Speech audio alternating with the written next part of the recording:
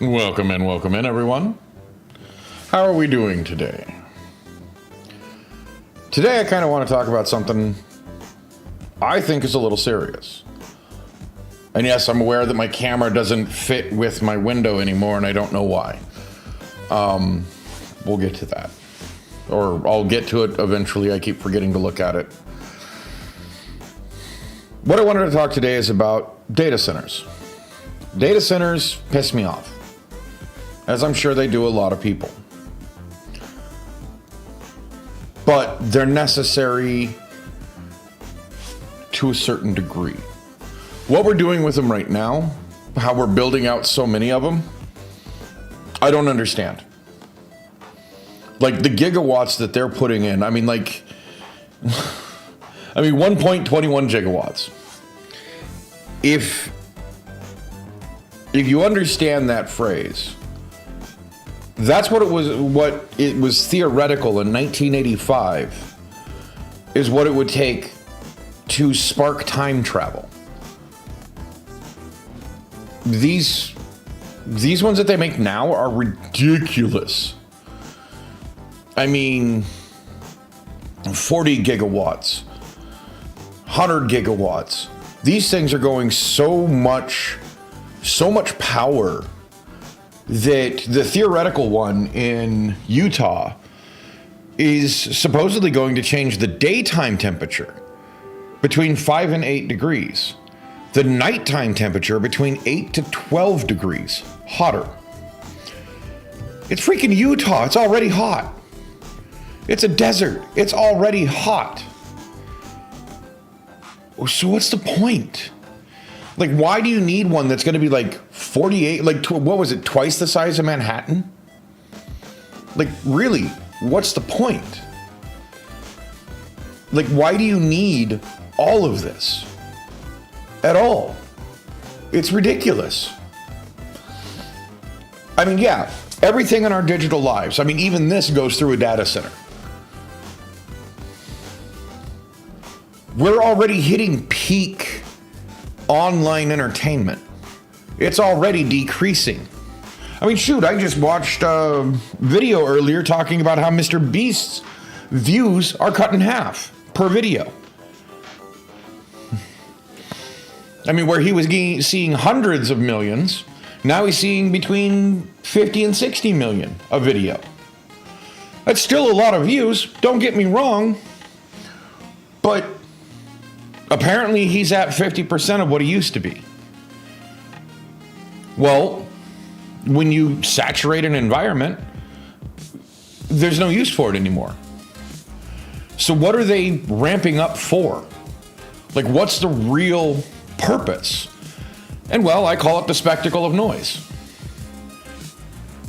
That's really what it is. See, I'm 46 years old. I remember when home entertainment centers, you had this big cabinet that your TV sat in. And it had movies on either side of the TV. And you were still trying to find places to put them. That's fine. Binders full of discs. Some of them, some people have, binders. Some people have whole tool chests that I grew up with. They were just all DVDs, VHS. And if a company wanted to know what you were into, if they really wanted to understand, they had to go through the receipt data.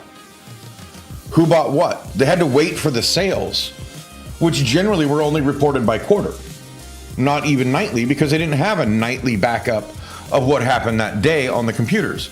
You had to wait for the reported sales. So they knew what you bought, but that was it.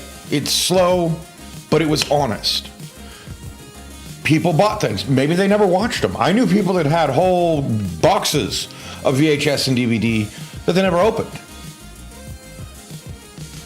But it was in the box. They bought it. They paid for it. Their receipts were logged. So, why are they building them now? Have you seen them lately? They're windowless gray cathedrals that are on the horizon of just about every rural and urban town. But they aren't built for people. Not really. They're only built to harvest. We're told they're being built for connectivity, for the convenience of the cloud. Yet they don't upgrade the infrastructure that's going to get the information to them. Do you understand what I mean? We still have crap infrastructure, from electrical to all of this other stuff, that's supposed to get the information there. Like, are they going to suddenly pipe in fiber optic cable? You know, this is something a lot of people don't understand. You have that 2 times Manhattan Island data center. Okay. What are you... How are you going to get the information there? Like, I mean, you're talking huge communication lines. But it's going to be going through these attenuated wires and fiber optics that won't be able to hold up. So I say build them out. Keep doing it, buddies. One, it gives us all work. In one manner or another, everybody's influenced by the culture of it is doing now. What it is doing now. I mean, my wife is working at building data centers. Not that she has much of a choice. It's union work. You take the job that you're offered. You don't really say, no, I'm not going to work on that. Why not? It pays well. You know, sure, a lot of people might look at me like, oh, but you're corrupting the future. It's like, no, I'm not. They won't be able to handle it. Like, that's really what it comes down to is that I honestly believe that most of these CEOs are somehow suffering from AI psychosis.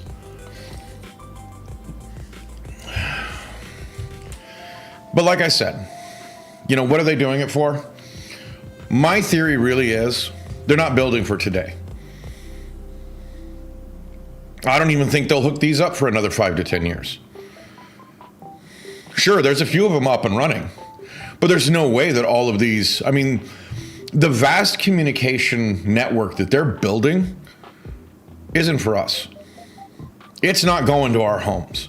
It's not being there for even really doing anything with us. I really don't think so. But I really do think that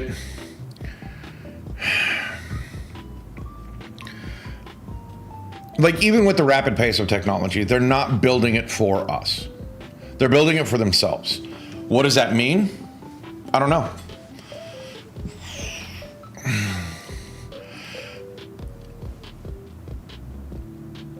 I mean, honestly, my guess would be that they're building for a future where you don't own anything. You don't own your own, even your own master file. You owe that to the government or the company store or the company town or whatever it is. You're not going to win this. You can't. It's too late. But what you can do...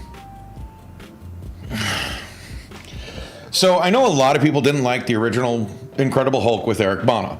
One of my favorites. Actually, I think he's the best Hulk in my personal opinion.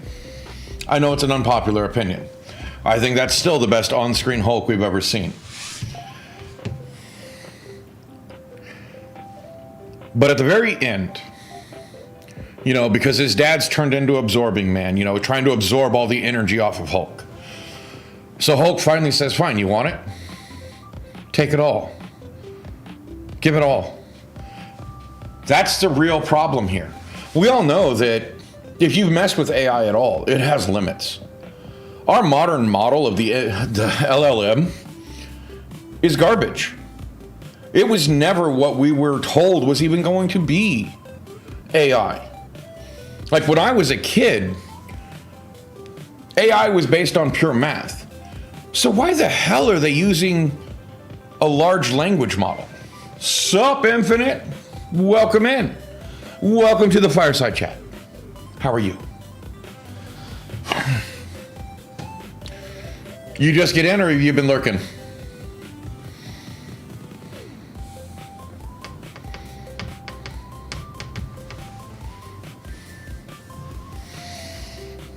Just got here? Okay.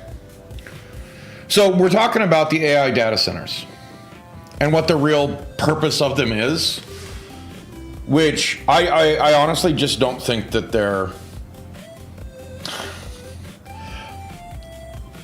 I don't think these CEOs... okay, you know what? I'm gonna run back and I'll actually start this as I intended. More of a narrative. I just kind of went off the rails right off the bat. It's me. So I kind of did this little script thing for an opener. So bear with me. Have you seen them lately? These windowless gray cathedrals appearing on the horizons of our rural towns. They're not built for people. They're built for the harvest. We're told these data centers are built for connectivity, for the convenience of the cloud. But look at the pace. They are building more than we currently need, even with the rapid pacing of technology. So why? Why are they building these out? Well, they aren't building them out for today. They're building for a future where you don't own the master file. We've looped back to the 1960s. We have abandoned the independence of the personal computer for a neo mainframe. In this world, your phone is just a dumb terminal, and your data is a crop being harvested by the prophets of profit. But there is a different path. It's not walking away from society or living in the woods off-grid. It's about stewardship. It's about a high-tech, high-touch restoration of the social contract where the government provides the industrial spine and you provide the guts and brains. Today, we're looking at the hard reset, the nuclear spine, the rail ribbon, and the architecture of the engaged steward of their own information. So the idea is that we have to rebalance the social contract. That's really the problem. With the invention of the internet, we lost our minds. Like everybody. I'm not pointing fingers. Everybody lost their mind. Like, ooh, smartphone.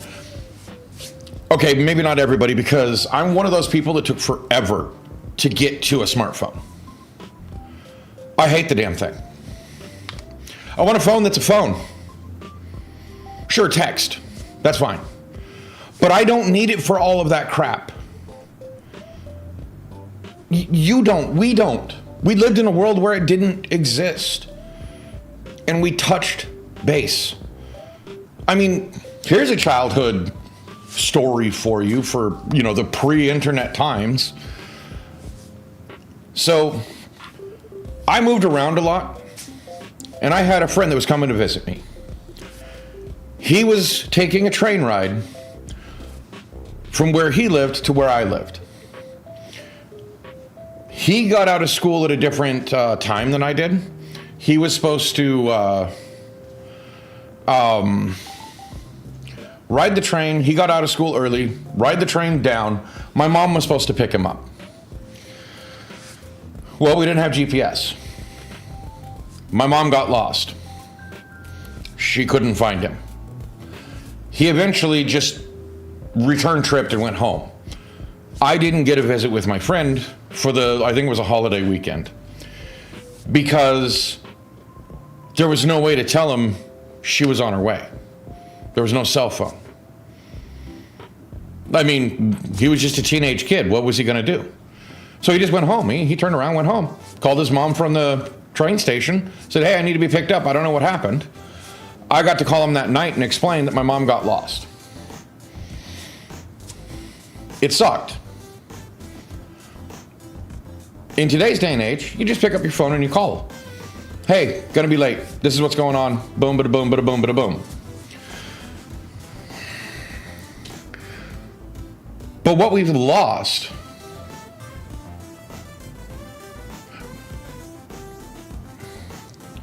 true, but see infinite? The only reason why my mom got lost is because she didn't research the route. She didn't take a map. Because my dad was always the driver. It's the same reason why we get lost now with GPS, if we don't have it. Because we've offloaded our brain to something else.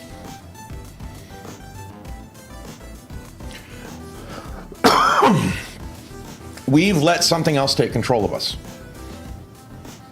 We let something else control us. And I think that's exactly what they want with these data centers. They're going to ramp up the control. They're going to ramp up the power. They want to take more. They don't have enough yet. I mean, you do realize that there are patents on toilets to find out what you ate. Not just what you bought. Not just what potentially goes into you, but they want to know exactly what comes out of you.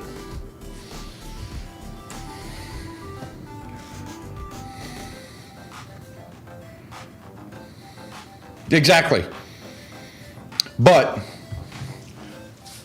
that can be dangerous if you don't understand how roads work. In America, every city's built on a grid. Once you figure out that grid, what's your dividing line? What's the main street?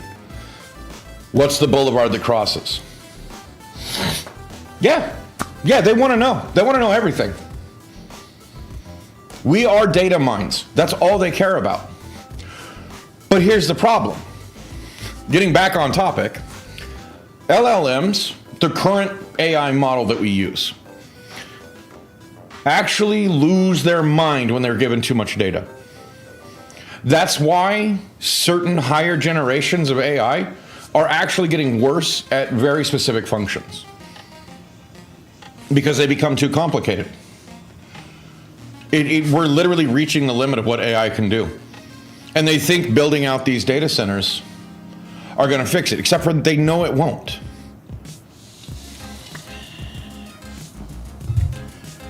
That's the problem. They know it won't fix. They know it won't work. So why are they really doing it? Well, either way, I have a solution. See, LLMs are great. Here's to the next section of my notes. So I'll just read off my script. So I'm 46 years old, and I remember when we had home entertainment centers that actually housed things. Bookshelves full of books. Binders full of DVDs. If a company wanted to know what you were into, they looked at your receipt data. What sales, they knew what you bought, what it was. It was slow, but it was honest. You knew for a fact who bought what, when and why. But it was slow. Most receipt data didn't get reported until the quarter. Fiscal quarter, every 3 months.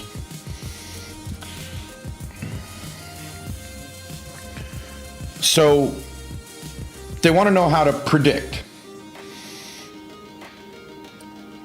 They want to get better at that prediction. Right, but it was more honest. See, today's day and age, how many movies come out in a month? Tons of them.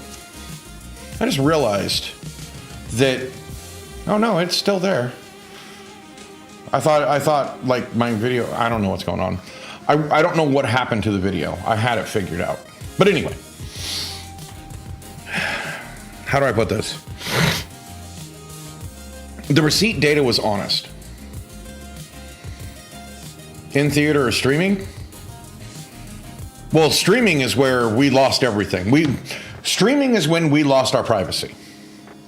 When we switched over to streaming, you signed a contract to be viewed.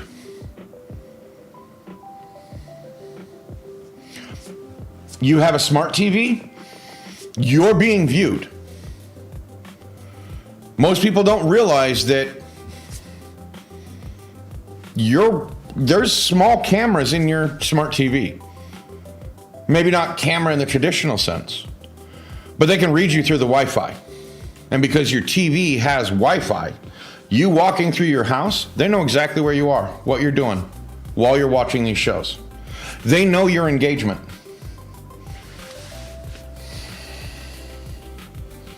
Right? Well, Batman, what was it? The one with Bane. Dark Knight Returns? Dark Knight Rises? Whichever one. Doesn't really matter. You know which one I'm talking about. They showed you with that. Every cell phone was turned into a sonar device. That's not science fiction at all. Like, legitimately at all. In fact, that was a little behind the times. So, every smartphone, around the edge is what's known as a fractal antenna. You ever notice that, old school telephones, cell phones, had an antenna, and they don't have it anymore? The antenna is internal. Well, the size of the antenna is what they used to think was what made it, better, that they had to get it way up there, get it out there. No. It's the length of the antenna. So you had a coil of copper wire going up. Well, they found out if you do this very specific folding called fractal folding of the copper, you can get a 100-foot antenna in a space this big. So now they've got it just the border of your phone. What goes around there? Fractal antenna.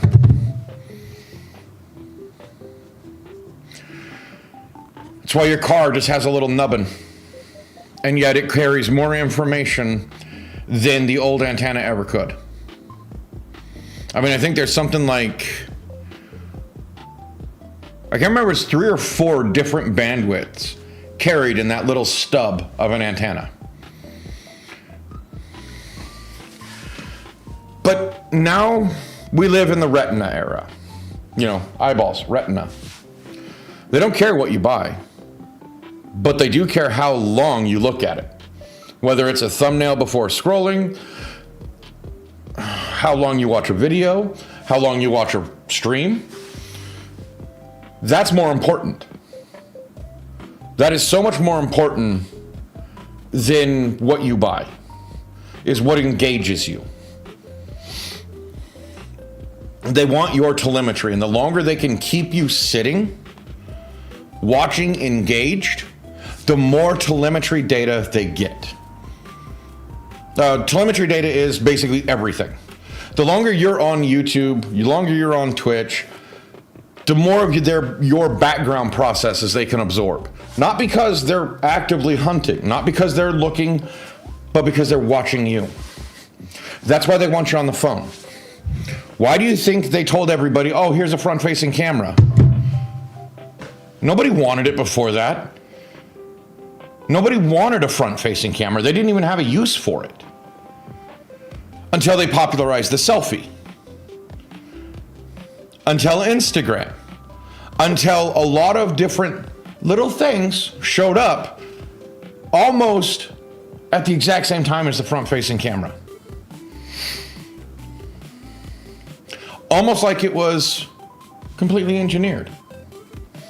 Now, I could be wrong. It could be just, somebody taking advantage of a new technology of a front-facing cam. But cell phones were hella competitive back then.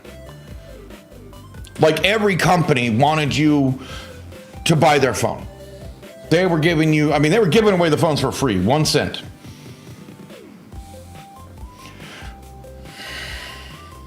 Why did they care so much for getting you to adopt the cell phone? Why were companies willing to take a loss for so long to get you to adopt the cell phone? Because they wanted that telemetry on you. This tracks everything. Cell phone companies can track who's holding the phone. They know if that phone is in your pocket or if it's in your significant other's pocket, if somebody else is holding your phone just by the way you walk. I mean, it has movement sensors on it. I mean, it knows when you flip your phone sideways or up and down. If you played any video games with a 6-axis controller, you know how sensitive that is. I mean, the Wii, how old is the Wii? The Wii had 6-axis controller. It knew how hard you flicked. It knew how hard you punched when you were boxing, or how hard you smacked with the tennis racket, and what other gimmick games they threw in on that stupid pile of crap. Sure, it was super popular until it wasn't, because the fad burned out because it wasn't that great. The Switch was a definite improvement. In fact, it's probably going to be the last console standing. Even if I'm not a particular Nintendo fan, the wisdom of what Nintendo did is right in what it did. Intelligent design. You can pull off one of those little sides of the Switch and it's a whole controller. You can hand the other one to your buddy and you can both play. Oh, brilliant. I just wish Nintendo would pull their head out and quit suing people. Like, I mean, sure, if somebody really did, infringe on their stuff, sure.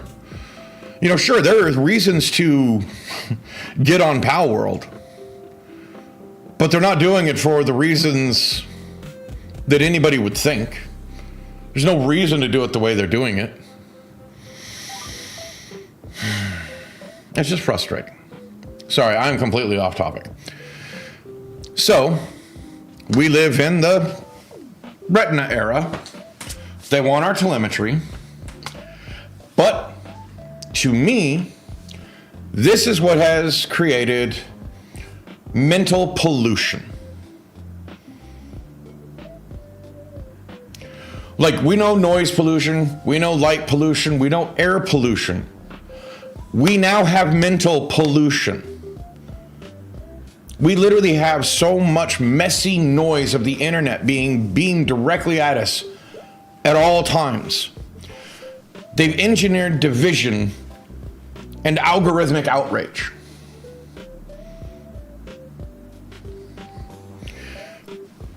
This isn't natural. This is being manufactured by corporations to keep us distracted while they pick our pockets. Why are we getting everything free? I mean, right now, you can go sign up for any AI. You can get it for free. You don't have to pay for it. Why? Because they're picking your pocket. They want to know what you think. They want to know what you're searching.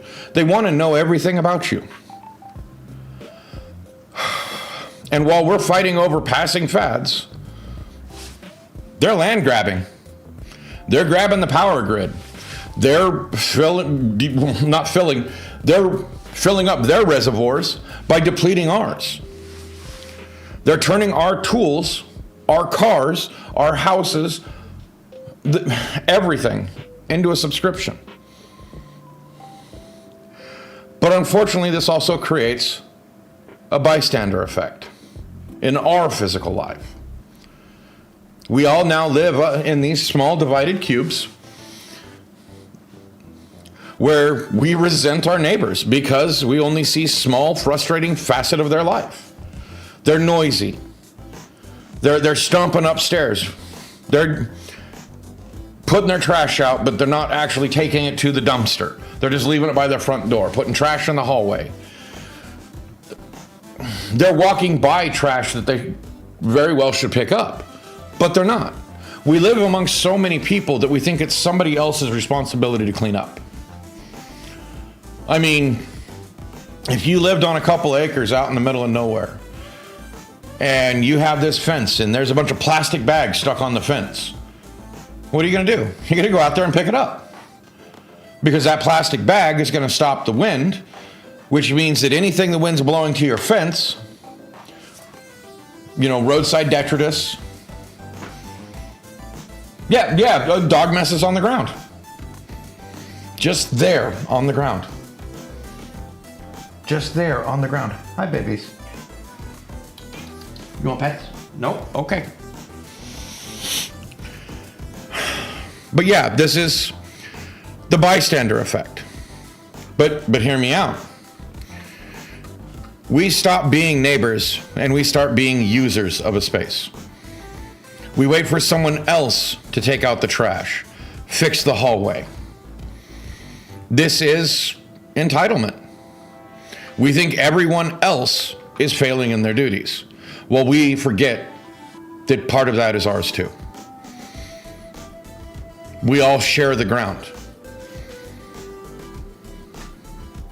We don't know that,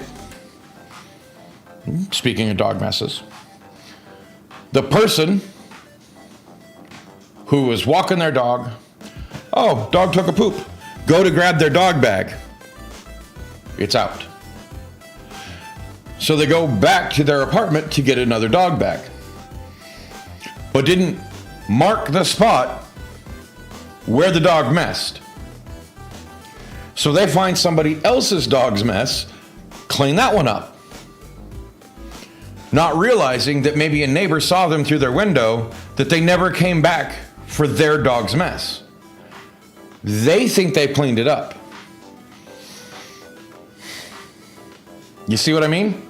It's the bystander effect. We always expect someone else to do something. I mean, everybody's got cell phones.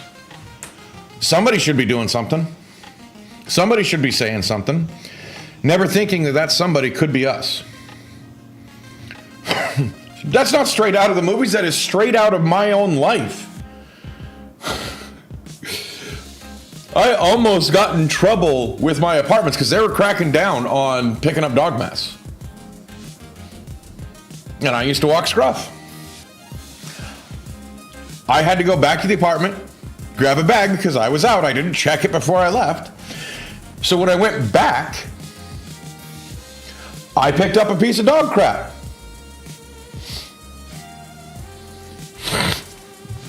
Oh, we were giving people 10 days. 10 days and vacate. It was that bad. Like, I don't know about where you live, Infinite, but when they would come around to, yeah, I picked up the wrong one. I almost got in huge trouble. If it hadn't been for my neighbor watched me pick it up, because the manager came beeline right at me, telling me I didn't pick up my dog mess. And I'm like, what do you mean? It's right here in the bag. And she looked at me kind of funny, and the neighbor goes, yeah, I watched him. He picked up the wrong dog's mess. And she's like, oh. It's like, he picked up after somebody's dog. But in my old apartment complex, not this one. This place I'm in is, I have no complaints. The old place I lived, when they'd come through to mow the lawn, it would smell like dog shit for the rest of the day. It was so bad. I had a dog and a cat. I had neighbors with 6 dogs in a 900 square foot apartment. And we're not talking little yappy ones. They were at least medium sized. I think it was two pit mixes, a lab, and 3 small-ish ones. We had somebody that had a friggin' St. Bernard in an apartment. If you know anything about St. Bernards, that's animal cruelty. That poor dog, like St. Bernards are supposed to be big dogs, like burly. He was skinny. They weren't feeding him enough. I felt so bad for that dog. But, yeah, big and furry. But he was skinny and ratty because he wasn't getting enough food. And he was constantly angry. You couldn't get near him. I mean, one, St. Bernards are territorial. Oh, yeah, it was definitely doggo neglect. I called 2 or 3 times on neighbors.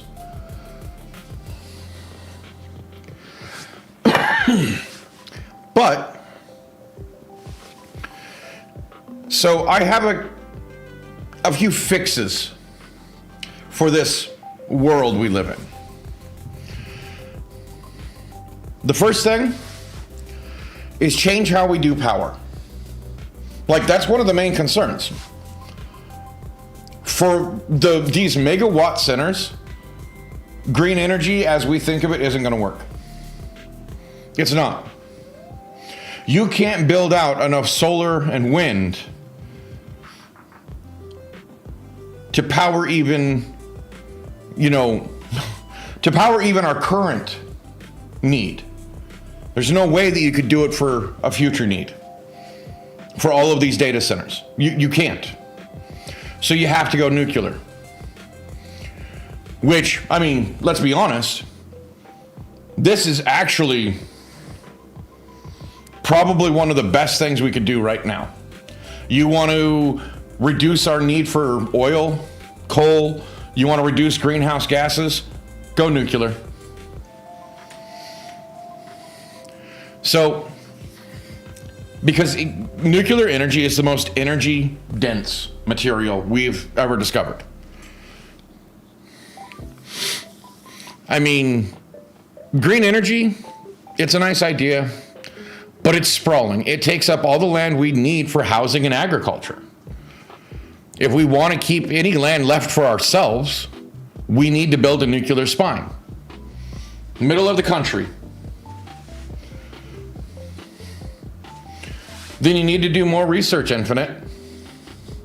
You can take every nuclear disaster, and the only other power generation that has killed fewer people is solar. And that's only because solar, it takes time. And we don't actually produce the silicate wafers at home. We only allow, this is the thing, this is the secret of solar energy they don't tell you. We don't allow, due to our EPA regulations, we cannot make photovoltaic silicon wafers in America. It's too dirty. It destroys too much land. It leaches toxic chemicals into the ground, so we don't let them do it here. Well, cancer, heavy metal poisoning, silicosis. Think about it. One tornado going through a solar panel field. You have all of this shattered silicon. Silicosis is when you get silicon dust in your lungs. Silicon shards, it's razor thin. It basically pulls an asbestos. It cuts the crap out of your lungs. That's the one thing. I mean, the Midwest can't have solar power plants. The Midwest can't have wind turbines. Tornadoes are going to rip right through them. I mean, especially since, shocker, you have to clear the land so there's no wind breaks. You don't have trees around a solar plant because then you're blocking the sun. Not only that, solar and wind power is dirty in the sense of its frequency. It's actually bad for your electronic devices because it's not consistent. That actually, think like putting water in your gas tank when you drive. If you don't put too much, it's fine, but you can hear it in your engine. It's going to knock, it's going to make noises. I'm already on the process of explaining it when that pops up. So, electric energy has a wave to it. So, coal power plants, hydroelectric power plants, nuclear power plants, that energy is coming to it constant because it's a constant burn. Sure, dirty rainwater. So that energy comes to you in this wave that's a perfect sine wave. Constant energy. Well, solar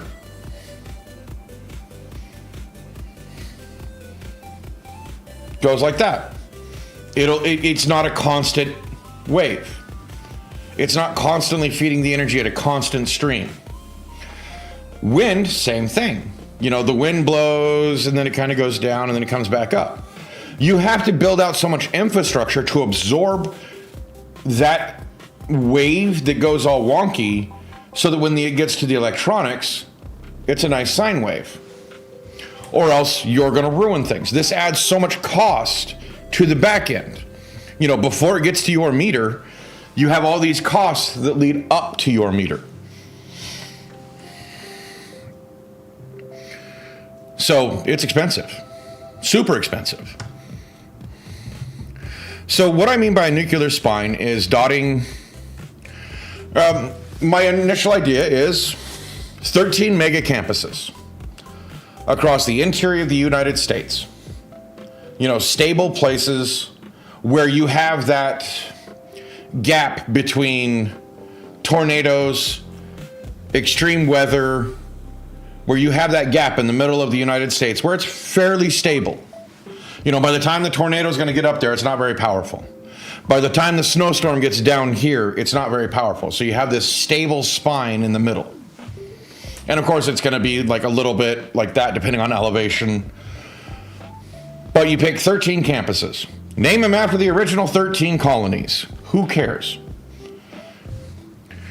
So these wouldn't just be power plants. See, I would be using step-down reactors. Step-down reactors are fast neutron, molten salt designs. So the idea is that we have nuclear waste. We have nuclear fuel that we're not allowed to use right now because we put a moratorium on it. Although I think Trump signed a bill that we can start it again. Don't quote me on that. I've only heard about it. I heard about it after I researched this. So the idea is you take the old nuclear waste, you filter it into these newer nuclear power plants that we started developing. They can actually reduce the nuclear waste time span from tens of thousands of years to hundreds of years. You're taking a generational problem to an engineering one. You just have to engineer something to last 100 years. We've done that for centuries. I mean, there's 400-year-old buildings. And nuclear waste isn't that big. It's just heavy. You know, about the size of an eraser. Basically, a bar of nuclear fuel that'd be about this big probably weigh 25 pounds, if not 50. It's heavy. Those 55-gallon barrel drums of nuclear waste or toxic waste they tell you about, most of that is taken up by fluid to absorb the radiation given off from the nuclear waste. It's only about a pellet like this, about the size, a little bit smaller than a football, about the size of a Nerf football. Think about that. 55-gallon drum for a football. So more water use? No. See, that's the beauty of this. Nuclear power plants require such a isolated water that they recycle their own water because they have to. It's so important for that water to maintain a certain level of purity that they have their own reservoirs. They have their own things. And the steam that they make gets recaptured by reservoirs in the air. That steam doesn't propagate too far out before it rains back down. I've actually worked at a steam plant. We had a reservoir upwind of the steam plant because that would capture most of the water that was already in use. But this isn't water that ever touched nuclear rods.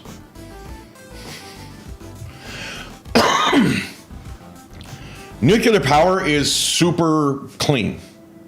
What's up, Nine Tails? How are you this evening? So in a step-down reactor, we can even harvest materials from nuclear missiles.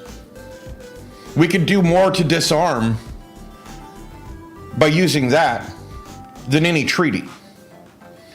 Not only that, if we ever figure out fusion, yes, exactly, another type of Erin Brockovich. Absolutely. That's the whole point, is actually making this better, not worse. Which is also why you have this nuclear spine rather than having it spread out all over the place. You know where it all is. You can create a basin just in case.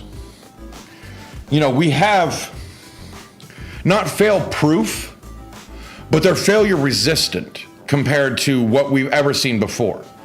You have a whole fail-safe above the reactor. So if it starts melting down, getting too hot, it melts the fail-safe, which then isolates the whole radioactive thing, stopping it from going critical mass, stopping it from pulling a Chernobyl. Nuclear power isn't as dangerous as they want you to think. In fact, if you research a lot of the information we have about how dangerous nuclear power is, it all came from oil companies.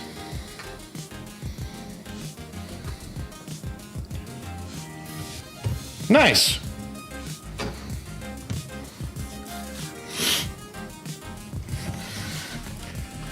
And this is how I fix the other problem. Because we have all this nuclear energy, 13 nuclear campuses, or however many we need. I mean, these would have to be large campuses. You build the data centers around them.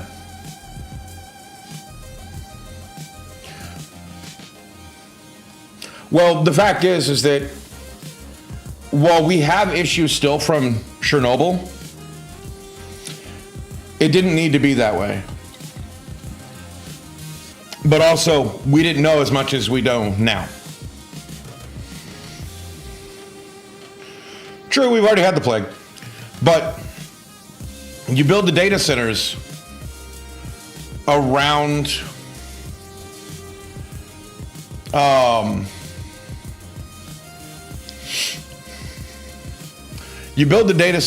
the nuclear power.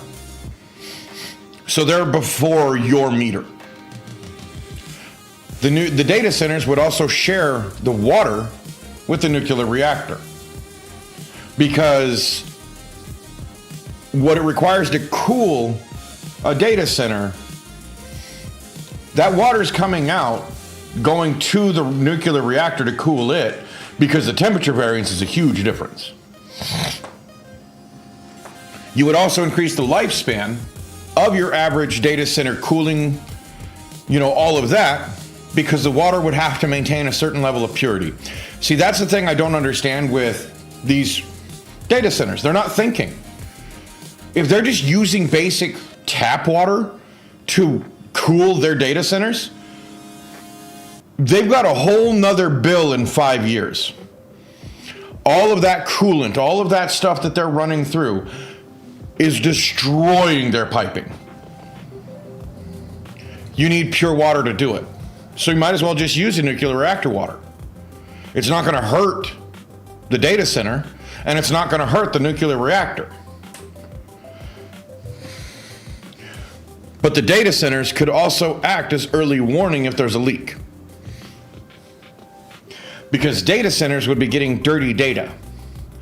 If there was a reactor leak, and it would be long before anybody would actually be in danger, the data centers would be receiving bursts of electrons where they shouldn't be. So you'd know that there's a small leak. Like, you could literally find it just from triangulating where those data centers are getting the dirty data from. That's just something I just thought of too. So I know it's hard to understand, but think about it like you're supposed to wrap your room, make it dark, tinfoil over all the windows. If you don't know, tinfoil over your windows is the best way to block out light. If you want zero light, you work a night job, put tinfoil on your windows. It's not a conspiracy theory, it works beautifully. It also might block, signals, but so don't expect your cell phone to work properly. But you're supposed to block out all the light of the room. Well, every time the sun comes up, you'll be able to see where the leak is, not because you're looking directly at the window, but because you can see on the wall where the light comes from. And then you track that back to find the leak. You get what I mean? You're elementarily triangulating the position of that leak by using the reflected light. Hope that makes sense.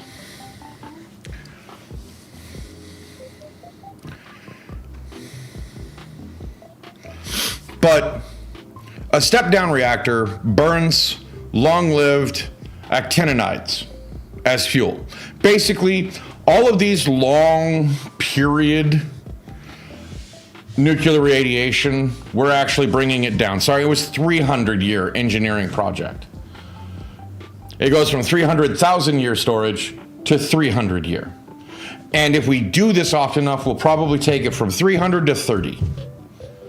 And probably from 30 to 3. Because if we figure out fusion, we can then take fusion, create something with fusion, go over here to a fission reactor, split it back up, go back over here, and refuse it. Boom, boom, boom, boom. You get the energy coming and going. Sure, there's going to be loss. That's just the law of thermodynamics. But the amount of loss would be infinitesimal over time. Compared to, I think, the best energy we have right now is 65% efficient or 75% efficient. So for every gallon of fuel you burn,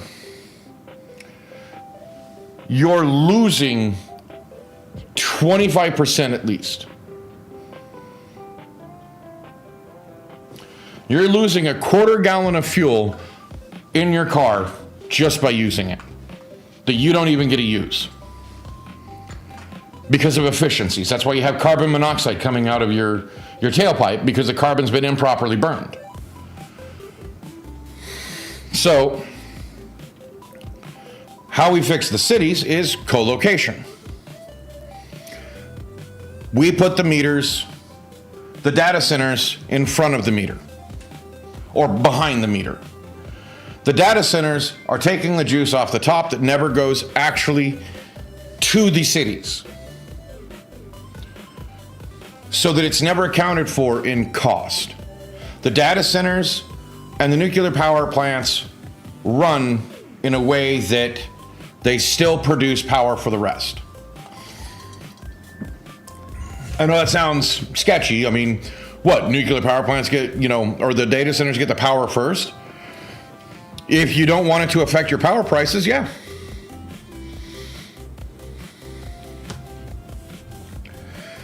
So the reason why this is they stop competing for your home electricity. They're not competing for the price. They don't have to. They get it right there. And as long as they help maintain as long as the data center helps maintain the nuclear power plant and the nuclear power plant helps maintain the data center, you have an agreement there that they're pretty much equal partners. And they'll probably share the value of the energy produced that gets sold to the people. So they split that up. So the other part of this is the rail ribbon, what I call the rail ribbon. So you have this nuclear spine through the middle of the planet, the Earth. Yes, because USA is the Earth, the middle of the US. Because you're going to need to have the logistics of getting everything you need. Well, you can also use this same idea for transport, and because it's a nuclear spine, because they're going to have a lot of energy available, you can run the rail off of the energy available safely. You can run that for basically, again, pennies on the dollar. So now people have a cheap ticket, mass transit, across the US. Because at each one of these hubs, you have a spider web going out. You know, going to every city. Every little podunk, you have mass transit. You have this scattering. You know, go back to what the railroad was supposed to be. This should give freedom of movement. You're removing cars from city centers, and you're replacing them with light rail, again, using the same energy structure. You can still drive between cities, but the rail ribbon also becomes the quiet, Wi-Fi secure mobile office for the business class and for just a regular person. I mean, it might take a week to cross the country, but you work the whole week in peace. Like, okay, say you're going from New York to LA. You want to take a vacation, go to Disneyland. So you board the train for a week-long trip in Disneyland, but it takes a week to get there. So you, the wife, and the kids, I'm assuming. Well, true, government control, but green jeans. Government already has the control. See, this is what people don't understand.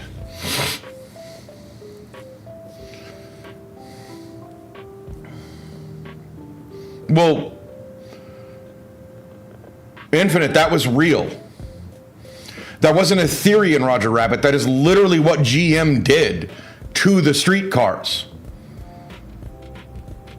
They literally bought up all the streetcars and destroyed them and put a freeway or a highway through the town because GM was trying to sell cars. That is not a theory. That is exactly what happened. We don't have streetcars. We don't have railroad because the Teamsters destroyed railroad.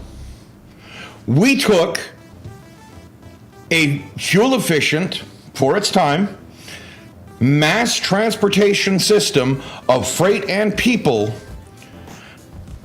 and destroyed it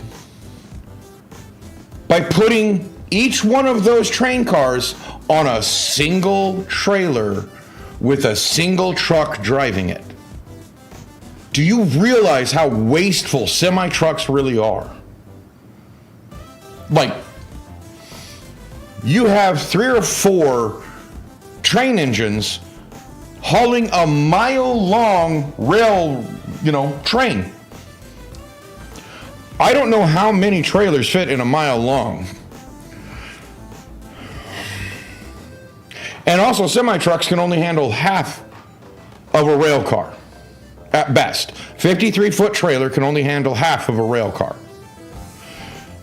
So it would need 2 miles of semi-truck trailers, nose to nose, back to back, however you want to look at it, without the engine to duplicate 1 mile of rail car. Really think about that. How were we ever convinced that semi-truck was better?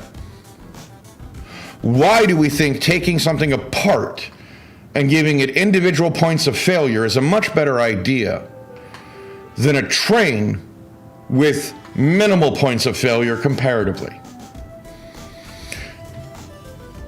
Light rail, light freight advanced so much further than it ever has.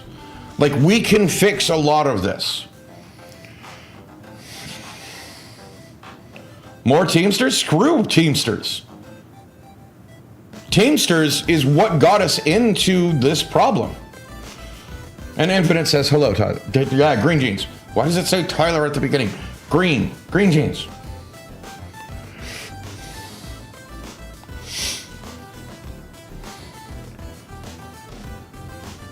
Teamsters pissed me off.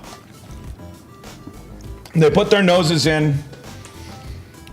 I mean, Jimmy Hoffa should have never got involved with the union. He destroyed America first. We were on a good path. Right after the 50s, things were going pretty good. And then starting in the 60s, he tore that whole industry of what kept us going, the logistics, how things moved, tore it apart. Do you know why? Piracy. This is something they don't tell you about the 70s and 80s of truck driving. I honestly don't think he was ever killed. I think he retired intentionally. I think he walked away. I think he intentionally faked his death or faked his disappearance. And I think he walked away because he knew if it ever got out what he really did and how much he cost the country and the world, because now the world follows the same suit we did,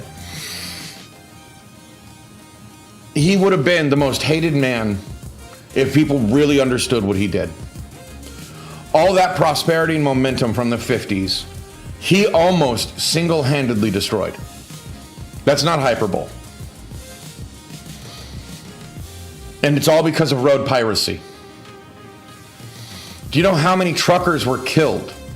There were truckers that literally would layer bulletproofing underneath their bed in their sleeper cab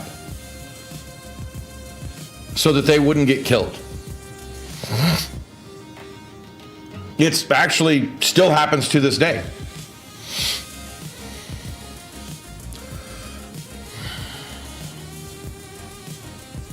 But moving on, I could go on for hours on that. But we rebuild our locomotive, our freight industry, and logistics. I mean, hell, hire Amazon to do it. Do you know how much cheaper Amazon would be if we had freight? Oh, you know what? I'm going to take this moment. I didn't realize it was ad time. I'll be right back.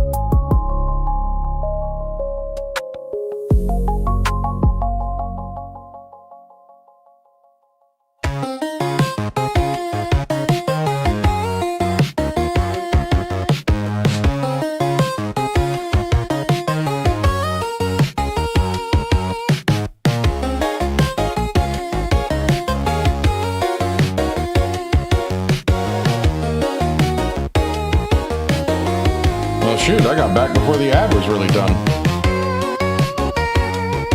Give me a second, I gotta switch it over. So, the biggest problem, bedtime routine for safety. Exactly. Piracy still happens. People still hijack trailers. Not to count that, companies factor it in the prices you pay. You pay for that. It's a lot harder to hijack a train, especially in today's day and age, than it is to hijack a semi. Why would you? It's not like somebody can just hook up a train and take it off. Okay, we've seen movies that did that. No. Sure, people might steal from the trailers or the rail cars, but the percentage would be a lot less than you might believe.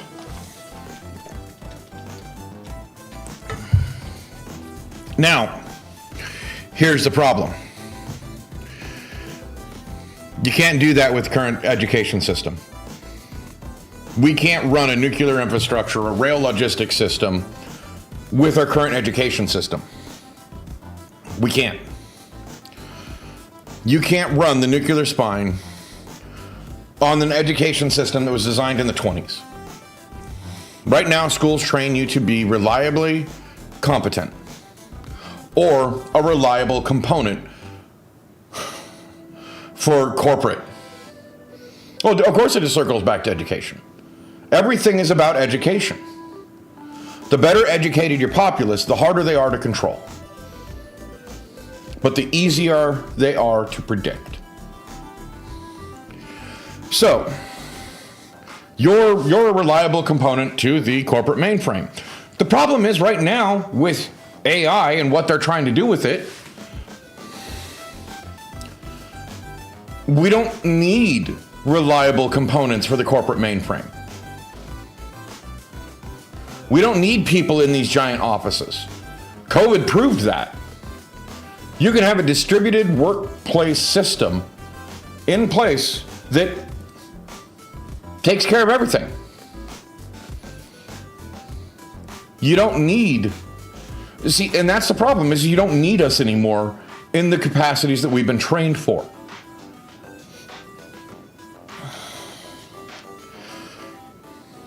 They train you for regurgitation, not for life. They want you to regurgitate these facts they told you, which half the time you don't even remember anymore, but they don't train you how to balance your checkbook, balance your budget, how to do your own taxes.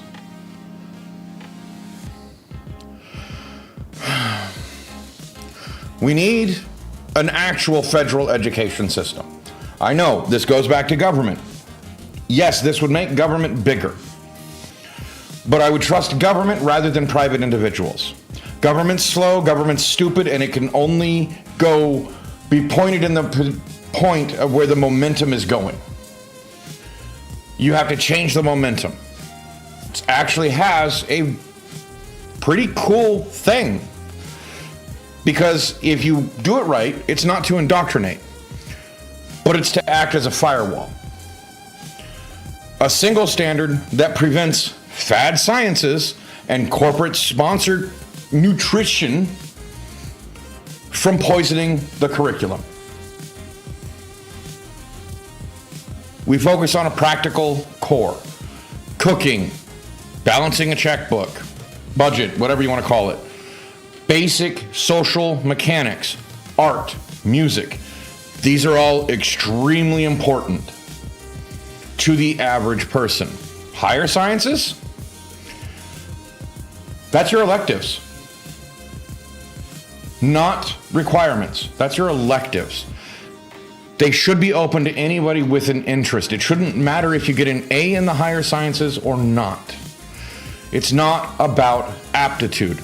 Sometimes the person who doesn't know how a thing should be done is the only one that can ask the question that changes everything.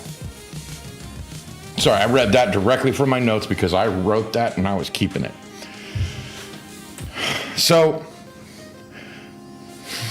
If you don't know, back in the day, 3M, the 3M model, they're the guys that made the Post-it notes. Do you know how Post-it notes were invented? 3M used to have a 70-30 model, where 70% of your time was at your job. You could use, within reason, the company's resources the other 30% of the time to make something outside of your field. That is literally what got us Post-it notes. The very thing that saved. Okay, so it wasn't that they ran out of paper clips. It was that they got tired. Secretaries literally approached the departments and tried to figure out a way how to show where these people were supposed to sign. What this paper was, like quick notes. It was literally just posted on the top, quick notes, because paper clips would damage the paper. You'd always see the fold decrease. So they wanted something better. Staples, the same thing. They wanted something better. So they invented Post-it notes.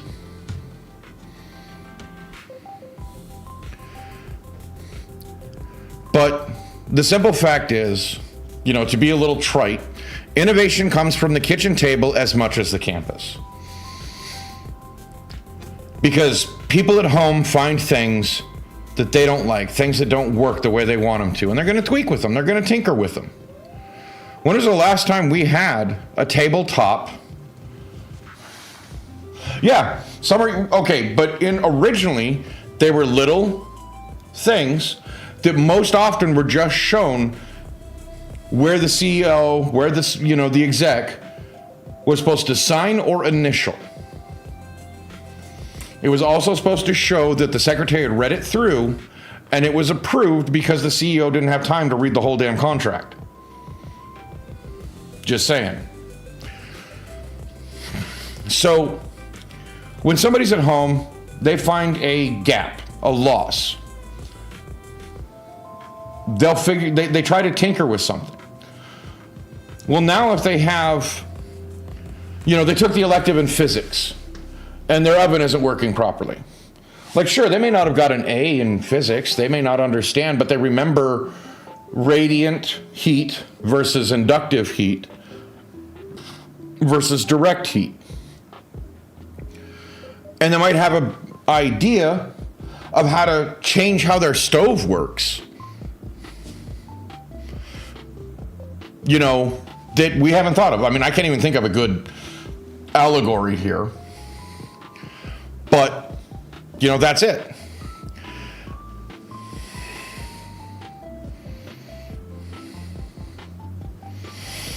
The other part of this is justice.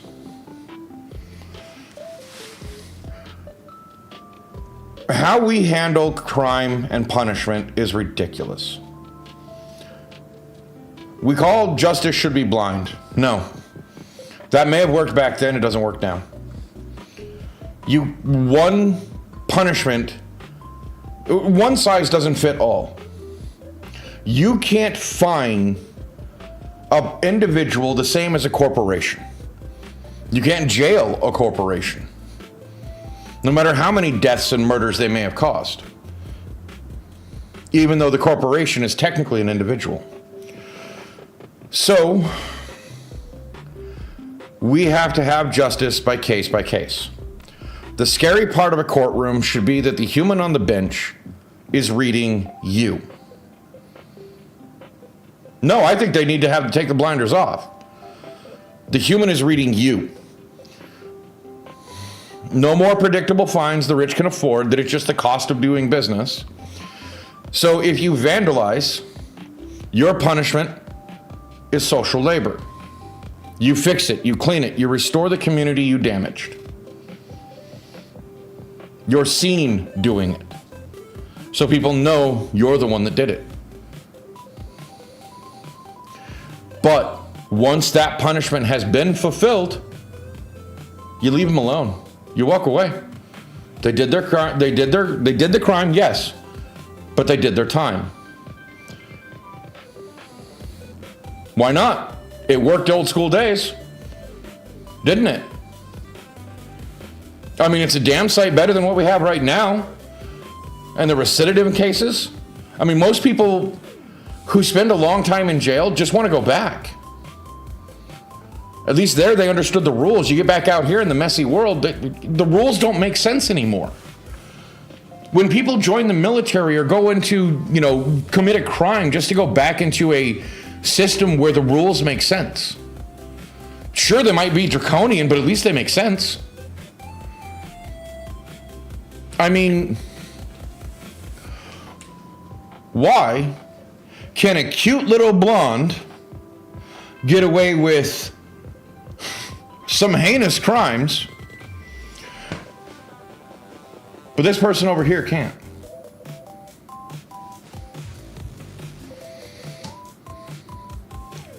What word? Recidivism? That's literally the word for reoffending in crime. Like, it's legitimately the word you're supposed to use. I used to work in, security work. True. So, like if a company offends, they actually have to go through the effort, and I mean the CEOs that signed off on the paperwork. They don't get a fall guy. They take responsibility for what their company did. It's not, oh, Jim Bob over here is the one that just told me what it was and didn't tell me, actually what it was. So it's his fault. He's the scapegoat. No, Elon Musk. You cannot pass it off on somebody else. You get to clean up this 30 miles of highway. Oh, this isn't a very good, effective use of my time. You don't think so? I don't think that us having to clean up your mess that you signed off on is a good use of our time. So you get to clean up this mess. You get this, because think about it. CEOs, politicians are celebrities. So if you give them public shame, that is the worst thing you can do. They actually have to act like a normal human being and do normal human time for their crime. Oh no. What have I done? Really, why do we treat them differently just because they have money?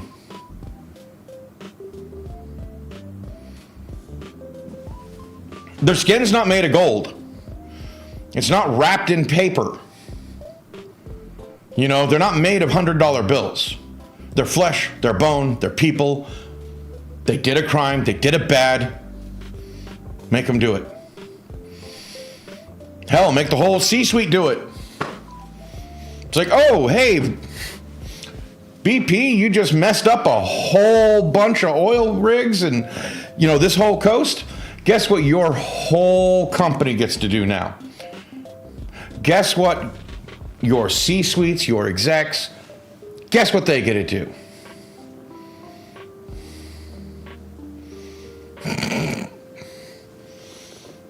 But they can take pills that help them shit gold, you mean? I'm assuming. No, shine gold. Never mind, I think that's what you meant. Okay, shit gold. All right, I was right. Can you imagine if all of the execs of BP had to go down there in the Gulf and clean up after their mess? And don't get paid for the time? That's the other thing is they're not working. They're doing their time, so they're not getting their paychecks. Just the same as anybody else that's ever had to do work.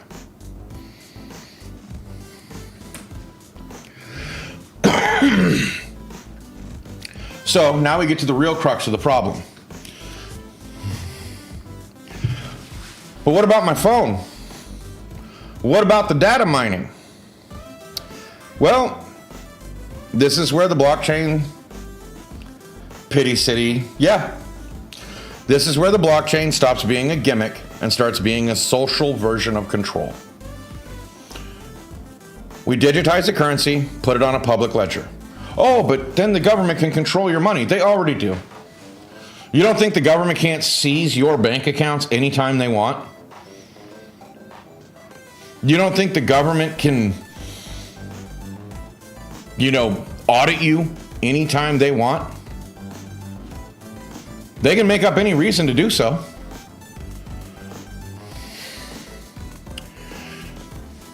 So it's really not that big of a deal. But say you invest your money in the bank. You put it behind an NFT lock.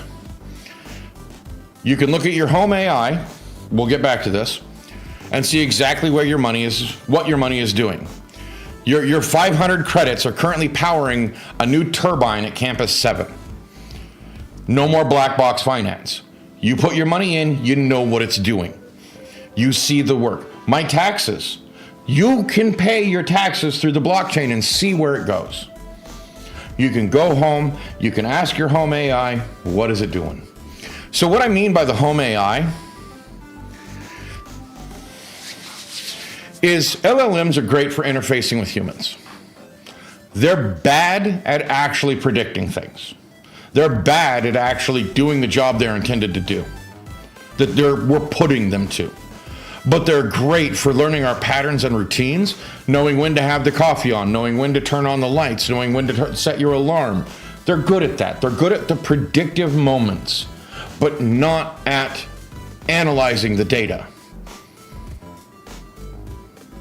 They just know when, not why. Does that make sense?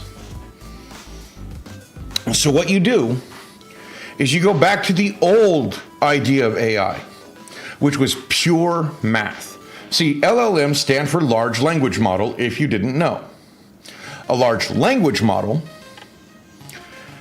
well, it's a bunch of language. It's a bunch of words. It's a word salad. AI doesn't know what it's saying. Your large language model AI, no clue. If you ever used it,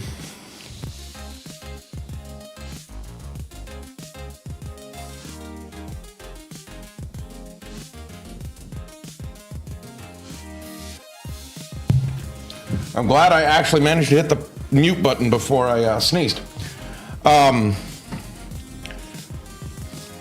So what you have at home is a small little data center. Your little server tower that holds the large language model that you've trained over a little while to have your coffee ready. Just the way you like it. Have food ready when you need it. Or remind you to cook for yourself. Because you set up a 1 or 2 days where it's like, oh, hey, Mark, you said you were going to cook today rather than have me do it. I can assist you in this, but we're cooking.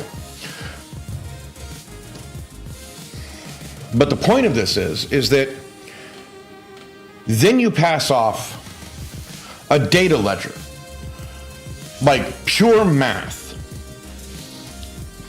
to these data centers. Now the data centers are going to be running off a completely different AI model.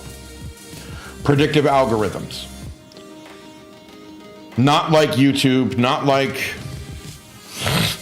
but a pure math where all it is just weighted data. Oh, hell yeah, they're still going to be spying on you. What, you think that was going to stop? But you give them the data in a manner in which you choose.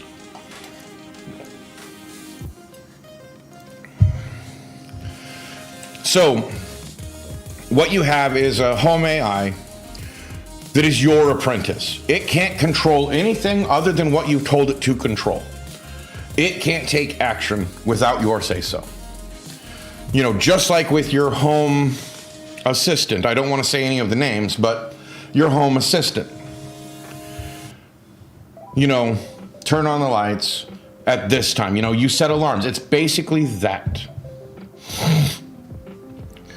But the big AI back at the nuclear power center, well, I know it sets off people's stuff. So the big AI back at the nuclear power centers just takes the data so it knows, okay, so the average number of citizens are going to be waking up at this time. We need to have the power ready for when all the tea kettles go on. People are home cooking. People need the internet on their computers so they can ramp up the power and bring it back down, because that's the other thing nuclear power is really good at. Controlling supply. Think about it like turning on a valve. You know, you want to trickle because most people are off doing something in this neighborhood because they all work and go to school. But when they come home, that neighborhood's going to need a bunch of power because they're going to be turning on TVs, they're going to be cooking, they're going to be doing stuff. So they have to turn that valve and let it flow into that. And you're not losing anything. But here's the big deal that I think is the important shift. You own the master file. Everything that you do at home is a master file. It's stored on a mega density disk. This actually exists. It is basically a CD crystal. It is a mega density CD that's really slow. It's not good for data processing yet because it's really slow to read and write. But it's really good for storing data for potentially thousands of years with zero degradation. But if a corporation wants to mine your life, they don't just take it. They have to buy it. No, it's the size of a regular CD. But it holds something like a Googleplex of data. Or was it? No, it was a teraflop. 6 of those would be more than enough to store everything you would ever do in your life. You would have probably 2 of them just for your media alone. Sure, you might have to set up like, oh, I have these thousands of movies I've bought. You actually own, you bought. They get burned onto this disk. You might have to, oh, I feel like watching this movie later. So you have that spool off into a hard drive so that you can watch it when you get home. You have to plan, but I don't think this is going to be too hard for people. Welcome back, Green Jeans. But you own this master file. You can sell it to corporations for the data mining if you want to. You actually get cash or consideration or something from this. It's not just given freely with the tap of an app. So, keep in mind, for the conclusion, this is the real problem. This isn't a manifesto for opting out. It's literally a blueprint for opting in. This isn't fighting what's going to happen. This is helping control it.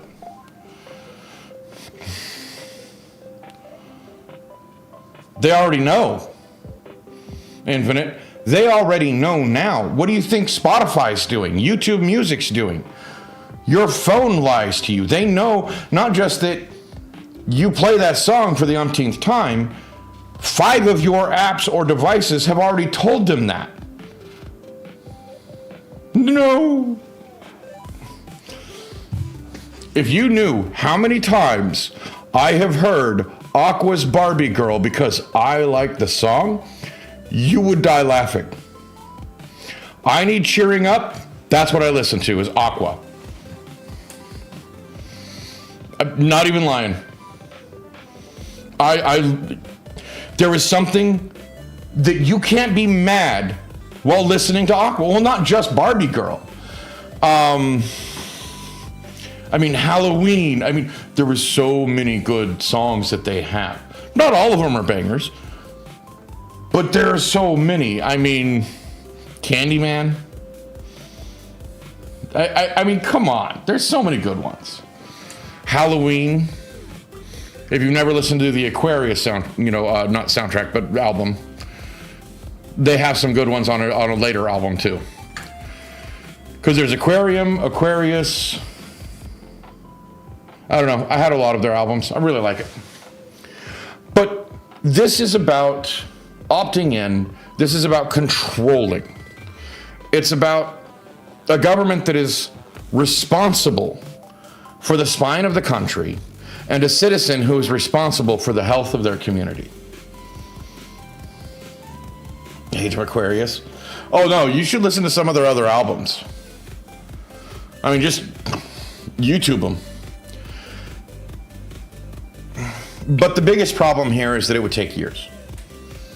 This is why I doubt it'll ever happen.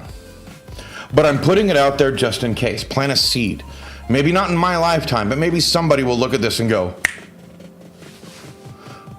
he had some good ideas. I'm not saying this is perfect. I'm not saying that this would win, that this would work. I'm not a civil engineer. I'm not a nuclear engineer. I only know what I can research. But I think it's a good idea, at least a good place to start. I mean, we're talking a decade of just birthing pangs. We're talking a decade of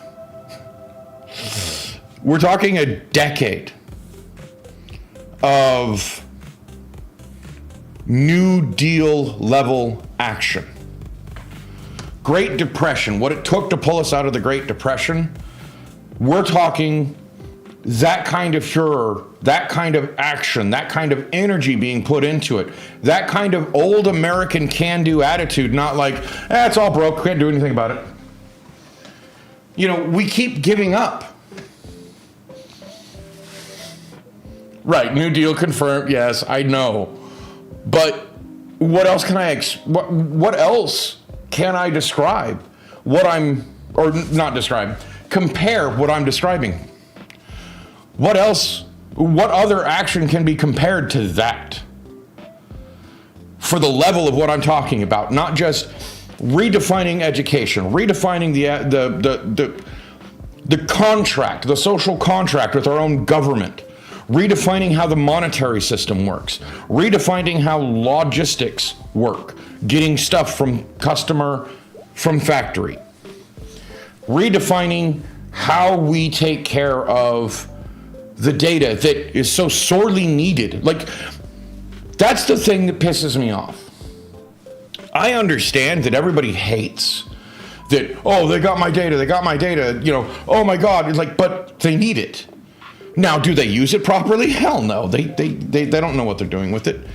They're literally babies with a new toy. They don't know what they're actually doing. They don't know how to make it work for them, let alone for us. That's why we need to give control back to the people. I mean, think about it. You sell your data to corporations. Now suddenly, the drinks you like show up at your local store that you've been looking for forever and have had to buy overseas because they don't stock them anymore. Because, oh, well, nobody wants those. At what point does prediction become control? Well, let's limit their choices so we only have to provide this much. It's much better for our bottom line. How much of a bottom line do you need? We literally live in a society now that has the most millionaires, billionaires, the most money concentrated at the top than ever before. These guys have so much money, but it doesn't come back down. Whose fault is that? So, if we control what we let trickle out. I mean, the very fact that it's been confirmed that Nissan even finds out if you plug into their car, when was the last time you got it on? Yeah, the amount of Hicoin owners, when everybody else barely struggles to keep a penny or two, and they're taking away the penny. So, I mean, you're not even going to have that option. I know it would take years. The birthing pains, the chaos of the construction, and the upset of the old corporate idols. It would require a long-term vision that doesn't care about the next quarterly report. But I grew up as a latchkey kid. I learned early that if the lights are dim and the adults aren't helping, you use your guts and your brains and find a way to survive. We are now possibly at a global latchkey moment because we've been left alone.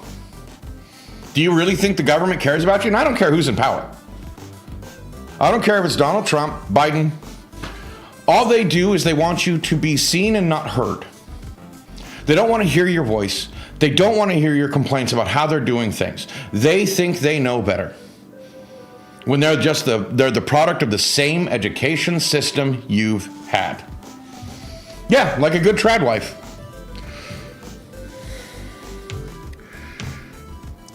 And we are in a global latchkey moment because we're all latchkey kids right now. We have to take responsibility for our actions because nobody else will. We have to take responsibility for what we do to keep ourselves down. Sure, there's only so much you can do. There's only so much you can do to lift yourself up. Luck, favor, friends. That's what it's going to take. That's what it takes to get you up out of the mire. But it's there. We have the will. We have the ability. We have the knowledge to block apps from our phones that distract us. They're not good for us. I don't care what dopamine hit you get here. Oh, but I need that because I have a shitty job or I have a shitty life. Maybe you have a shitty life because you can't put down the phone. Maybe you have a shitty life because you're eating popcorn for the brain. You're not activating where you can be. You're not doing what you could be doing because you're not thinking about what's the next step. You have no intention for tomorrow other than to just get through it. What's your goals? Where are you going? Well, it's really what it is. And it rots your teeth. I mean, it's even the worst popcorn imaginable. Kettle corn caramel edition. It sticks on the teeth. It's just rotting it from the inside out. Short form media destroyed. I mean, just destroyed our ability to be intentional. I'm not saying it's not yummy. That's the problem. Kettle corn is absolutely yummy. But it's not meant to be eaten every day, at every chance, at every break, like we do with our phones.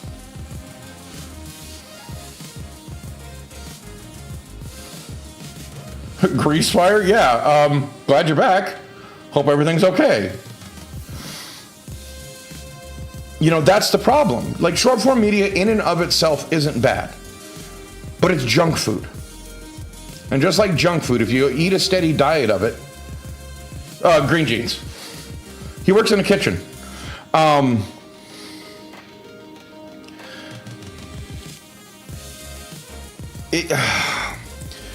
If you eat a steady diet of junk food, it'll destroy you.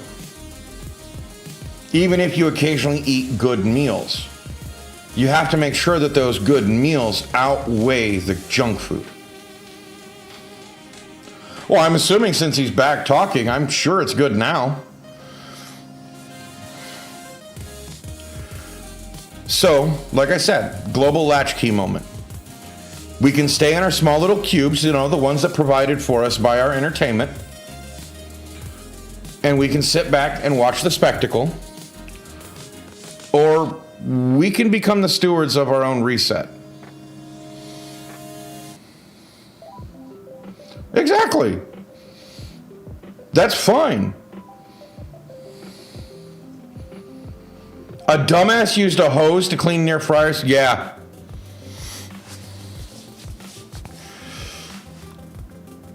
And welcome in, Jade. I'm just saying that, I mean, I know that most of us aren't in a position to do anything about it other than just to control ourselves, to do what we can. I'm not assuming that nobody's thinking, but I learned a long time ago, I have more time than most. Like, to be perfectly honest, I have more time than most to sit here and think. and be intentional about what I do. So I do. And I give ideas for what I've done. Is it good? I don't know. But I'm planting the seeds. You know, sprinkle over here, sprinkle over there. I want to see what takes root. I want to see people get better. I don't want to sit here and stay stagnant. I don't want to sit here and tell people, oh, it's all bad. There's nothing you can do. Yes, I'm a dandelion. See? Somebody blew on my head and it all went away.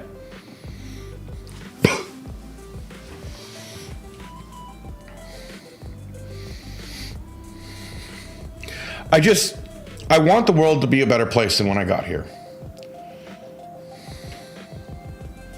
Yes, write more essays, research, strengthen your mind. The mind is a muscle. If you don't work it out, you won't learn. I mean, half of depression is because you feel stagnant. You're not doing something. You feel like you're just spinning your wheels. Seventh generation thinking, if that's what you want to call it. I mean, we all know that everything on the internet is permanent. Like, even if you can't find it, the government's keeping a log. I mean, hell, what else are these data centers for? So somewhere down the line, I'm hoping somebody watches this and gets a new idea. Not even necessarily my idea. But I hope they get a new idea just from being my dumbass self asking the question of why it can't be that way. And in their effort to answer why it can't be that way, they may think about a way where it could be, or where something better could come along. Because quit telling me what can't be done. Assume it can be. How can it get there? Oh, you'll never go faster than light. Why not? Tell me how to get. Assume that you can go faster than light. What would you do? How would you get there? Assume that you can fix the government. What would it take? These are the questions we need to be doing.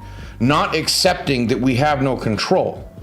Accepting that things can change. That we can do something about it. Just because we don't know how yet doesn't mean we can't. We have to take back control. We have put that control in media's hands for too long. I mean, look at the movies that have come out. The writers don't even know what to write for. I mean, nobody expected Project Hail Mary to go as far as it did. They were expecting a $20 to $30 million opening, and it made over 100? Because that's what people wanted. Ryan Gosling was a relatable hero. He was a coward, avoiding his fate all the way up until he couldn't anymore. And he was the hero that we needed. What do you mean you haven't seen Project Hail Mary? Did you miss when we watched it?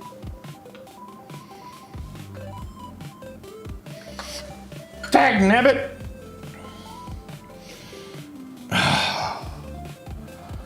Well, you need to watch it. You missed it too? Well, if there's any... Okay, I'm just going to tell you.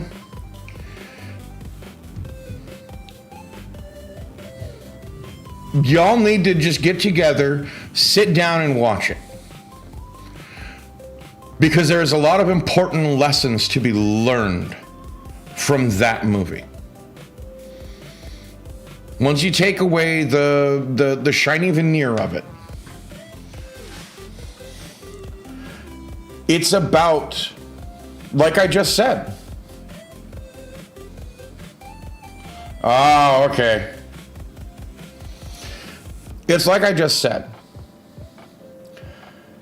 You know, without any spoilers, I am not saying that, Greenie. Actually, yeah, I am, because that's really funny. To quote Pearl Harbor, don't just sit there and tell me it can't be done. Find a way to do it.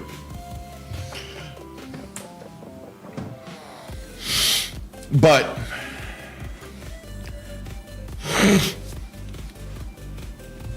basically, no spoilers, the movie is about doing things under impossible odds. No. He like he said, Pearl Harbor. This was a World War II reference, and how the Emperor of Japan basically said, we need to attack America, and all of his generals said, well, it can't be done. And he just basically told them, don't sit there and tell me it can't be done, find a way to do it. And that's basically Project Hail Mary. Don't tell me it can't be done, find a way to do it. Assume it can be done. How would you do it if it can be done? Assume a thing is true, so how do you make it happen? It's like that thought experiment I did with Bigfoot. What would it take for Bigfoot to be real? No. See, every middle management manager and CEO, all they care about is getting you to do it. They're not in there with you asking how it can be done.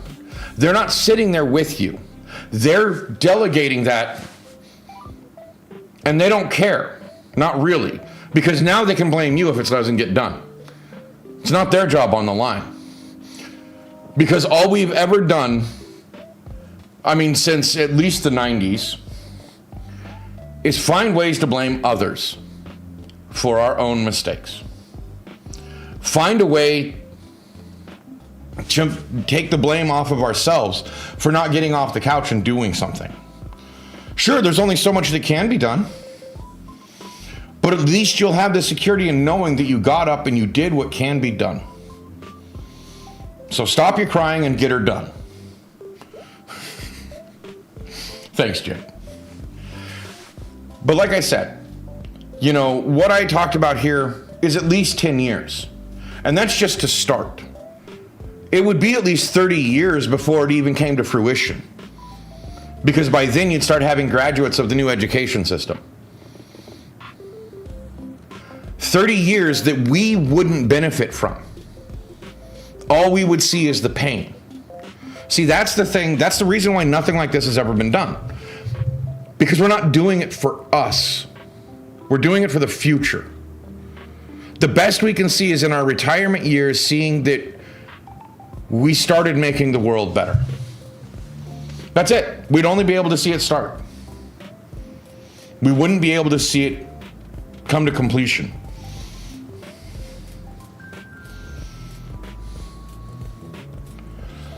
Okay. It's the other one. See, I didn't watch the movie Pearl Harbor because I already knew the history. It's resetting the system, reclaiming our duty to our world. I'm doing the best part I know how to do. Telling people smarter than me what I think could be done. Telling people that have more reach than me what is a good idea, I think. Sure, there's probably a bunch of refinements that need to be done, a bunch of ways that we need to look at it and go, well, it'd probably be better if it was done this way or that way. I don't care. I just want to leave the world better than when I found it. Like legitimately, for the love of God, people, leave the place better than when you got there. I don't care what it is. You go to a fast food joint, you grab your food, you sit down with your tray, you eat your food, and you notice that it wasn't clean, so you ate off the tray, that the table wasn't clean. Of course, some minimum wage person is eventually going to get out there with a spray bottle and squirt and swipe. But wipe it with the napkins you grabbed. When you leave, pick up the tray, wipe it down with the napkins, walk away. Make sure to dump your stuff in the garbage. Don't leave it on a table for somebody. Leave it better than the way you found it.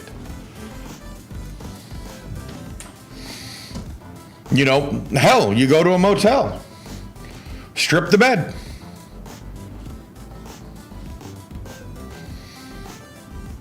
For two reasons you strip the bed.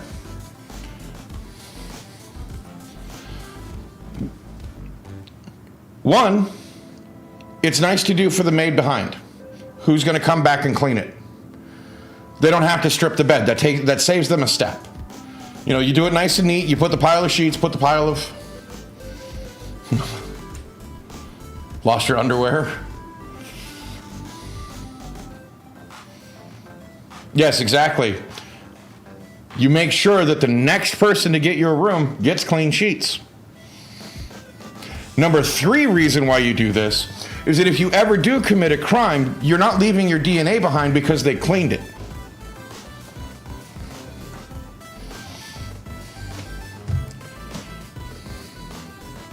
The best sign of prosperity is old men planting trees. They know they shall never feel their shade. Exactly. I don't know how else to put it, is that the whole point is to leave it better. I'm not trying to doomsay here. I'm trying to wake people up. I'm trying to get people off their ass and start thinking about what comes next. I was tired. I worked a part-time job when I went to college, and I homeschooled my kids. I worked nights, but I had to get up with my kids. I got sleep once the wife got home, between 6 or 7 at night till about midnight when I had to show up to work. No, it had to be earlier than that. I probably went to bed around 5-ish.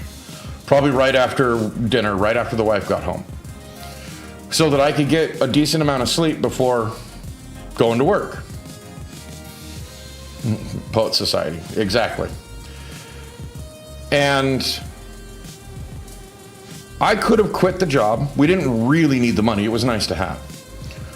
I could have sent the kids back to school, but they asked me to school them. Or I could have quit college, but that was for me.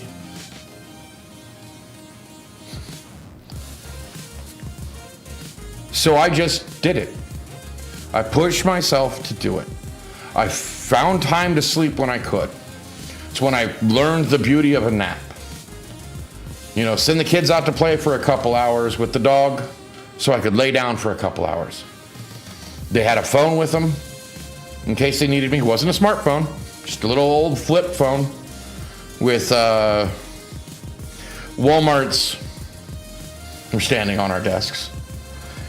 You do to make it better.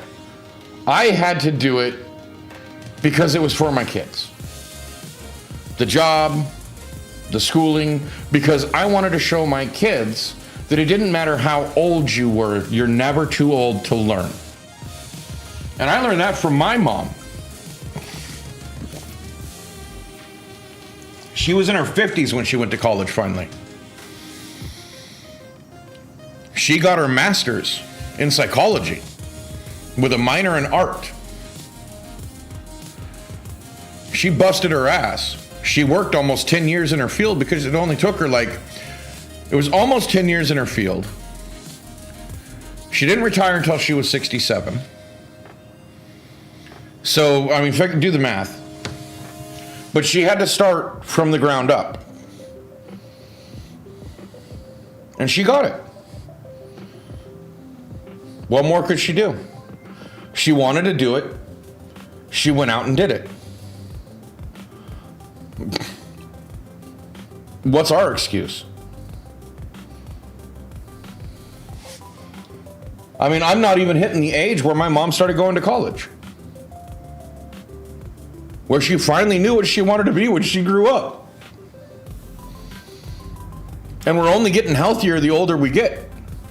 That's our generation. If we know how to work out, we know how to do some, right? Still a baby. Turning 47 in a couple of months. I don't even think I'm halfway there. I don't think I've hit my, midlife crisis yet. And for all I know, this is my midlife crisis. I don't know.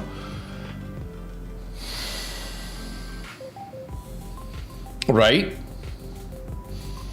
She found out afterwards working in the field, she's like, screw this. Because, to be honest, working in psychology, yeah, it's like working with a bunch of mechanics that can't fix their own car. They can sure as hell tell you what's wrong with yours, but what's wrong with theirs, they're all thumbs. Psychology is a terrible degree. It's useless because all it does is teach you what not to do. You really don't know what you're doing. They love diagnosing people with issues that they don't even understand. We don't even understand how the mind works, but yeah, we're going to throw some pills at you. Sure, for a certain sector of humanity, small percentages, those pills work. They're beautiful. They work fine. But not everybody. Not everybody has ADHD. In fact, most of us are just bored. Most of us need a challenge. Social engineering, except for 9 times out of 10, it's used wrong. Social engineering students aren't taught to use their powers for good. All they are is just taught how to control people. Manipulate people into doing what they want to do. Not about manipulating people into doing what they should be doing. Not about manipulating people into finding out who they should be, who they want to be. It's about telling them who they are when you don't really know either. It's like, I'm sorry, I have no respect for a psychology degree. I looked into psychology. I could literally talk rings around my psychology professor. That's when I realized it wasn't worth it. If I could use the coping mechanism and the survival mechanisms that I learned for getting around my dad to talk circles around a person that's whole job, their whole job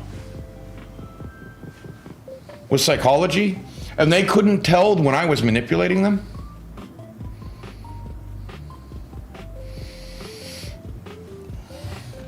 Not to sound arrogant, but unless it was math, yeah, pretty much. Math and history. It's hard to know more history than your history professor, unless you want to sit there with the history books.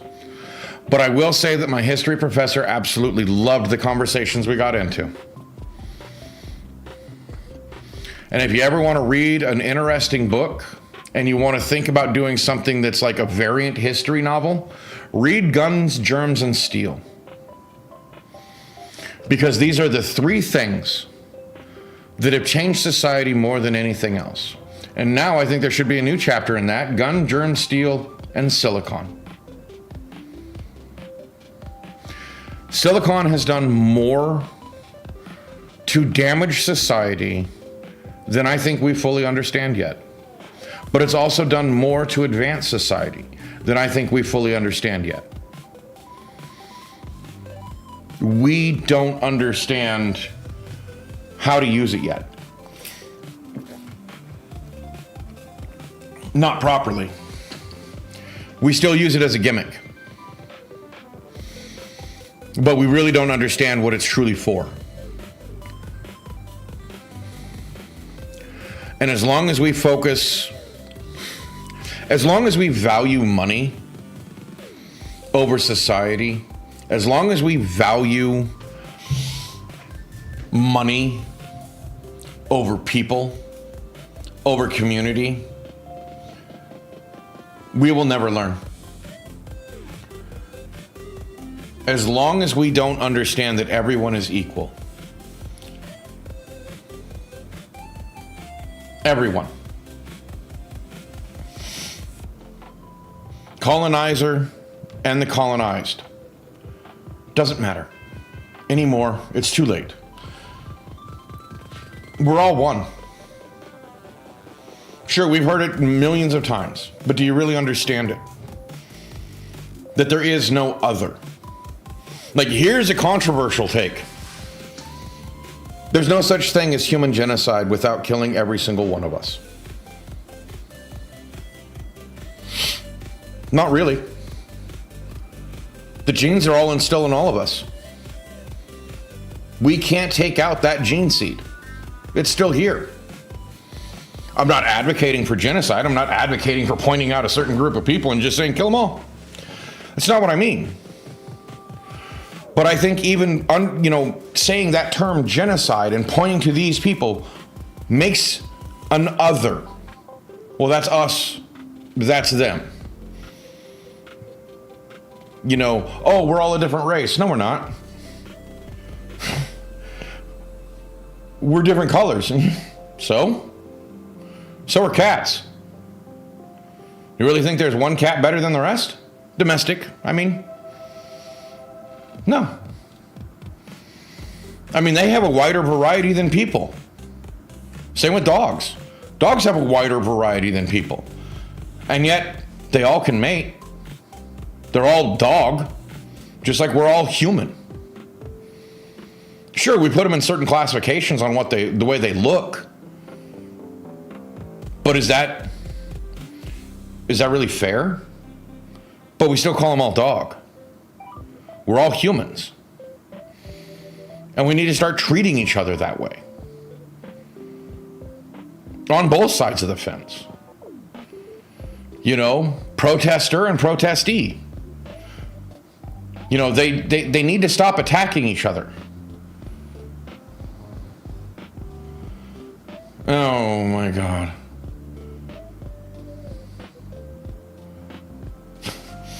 Watching a TikTok, they were talking about how video games, etc., make people violent.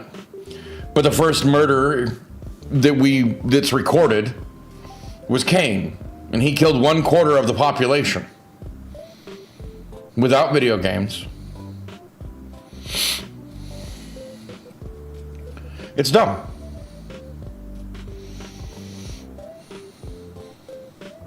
It's dumb to think of other.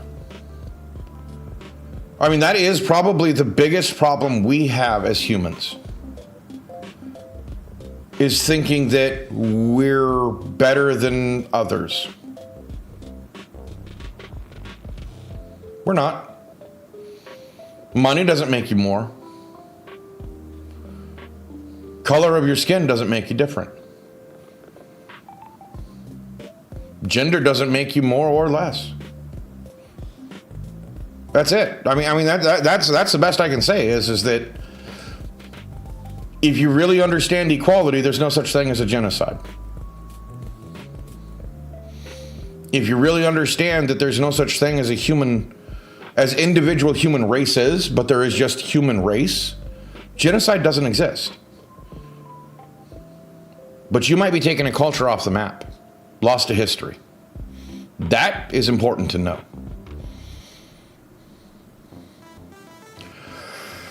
But if you guys are going to be here,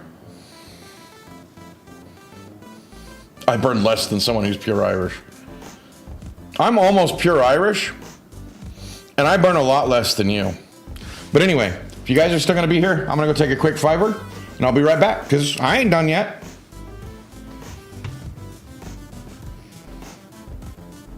Right? You guys going to still be here?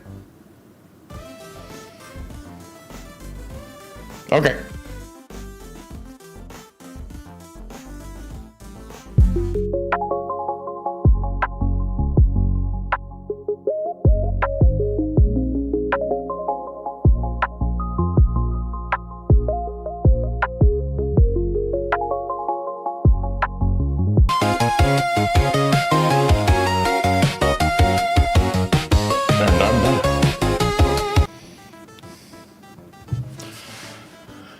I know I got a little heavy at the end there, but it's true. If it wasn't true, how could we, trace genealogies back to cultures that don't exist anymore?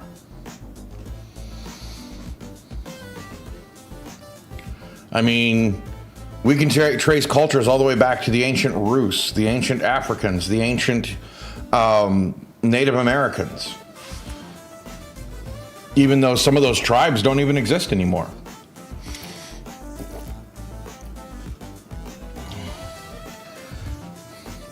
So, to anybody thinking about, that this is advocating for genocide, you can't. No matter how hard you try to wipe a person off the map, a people off the map, they persist. They persist within you. Your genes are their genes. There's no such thing as a pure human race, a pure culture. No. We're all just conglomerations of what's gone on before. The good, the bad, and the ugly. We're all there.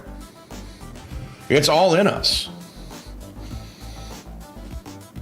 So why can't we work together? Sure, country lines should still exist. I agree. Countries are important. They give people an identity, an ideal. If you don't like the country you're in, go find a different one, if they'll have you. But you should really try and, if you don't like the way your country's going, maybe you should try and make it better.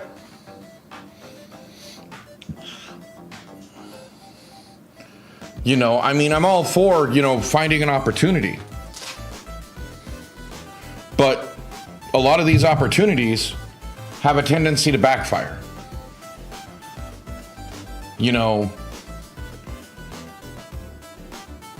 Trying to invoke your idea or ideal on some place where you're going is detrimental. Sure, hold on to your identity. No problem. Nobody cares if you hold on to your identity. But don't force somebody else to your identity. Just the same as your home, your new home shouldn't be forcing their identity onto you. You should want it. You went there for a reason. It was a place you wanted to go for a reason. You left your home for a reason.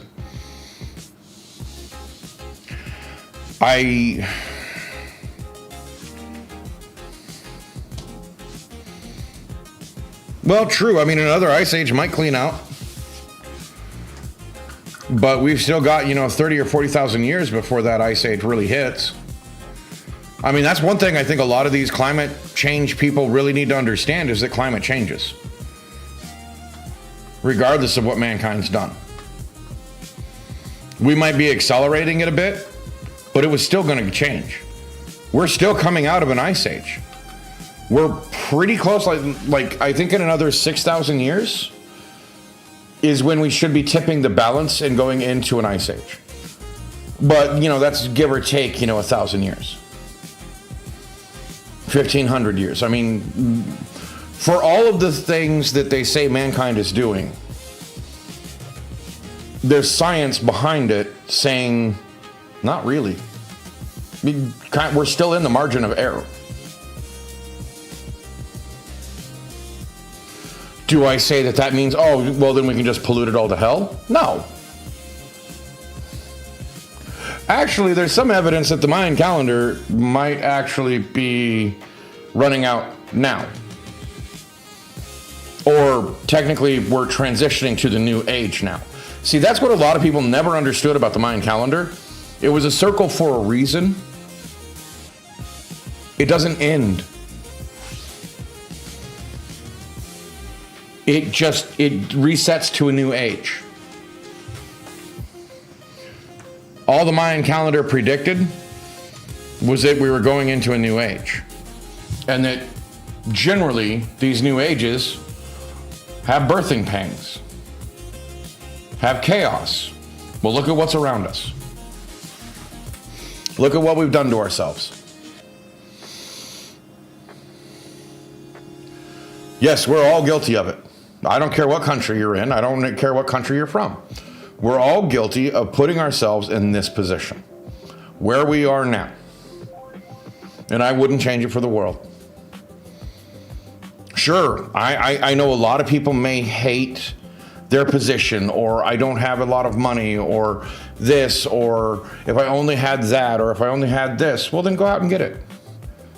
Do the best you can to go out and get it. But don't regret your decisions, because that would end up being changing who you are today. I mean, if I had known that I could have graduated high school my second year, and I ticked off that little box, then I would have got a full ride scholarship to a college. Hey, what's up, Green Jeans? Welcome in. I would have never met my wife. I would have never had my kids. Sure, I can dream about what my life may have been like. if I had, continued on with academia. But the kid I was then would have gone in on all the wrong things. I would have hated my life. I mean, let's be honest here. I would have been a wreck. I probably would have still found a way to jump ship and do something else. Go somewhere else.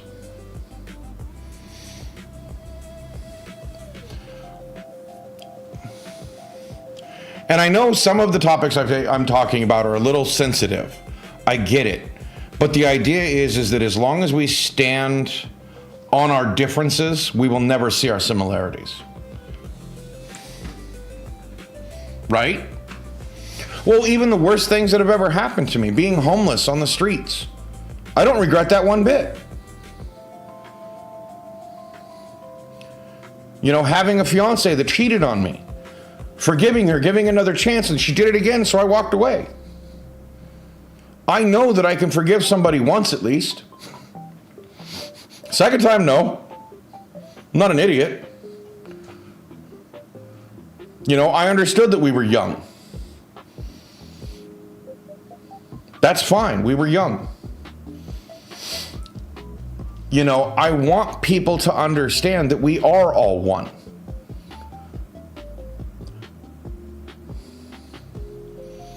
Personally, I think Canada, Mexico, and America need to really get their shit together and start working together to act as one country, one super country with individual countries within.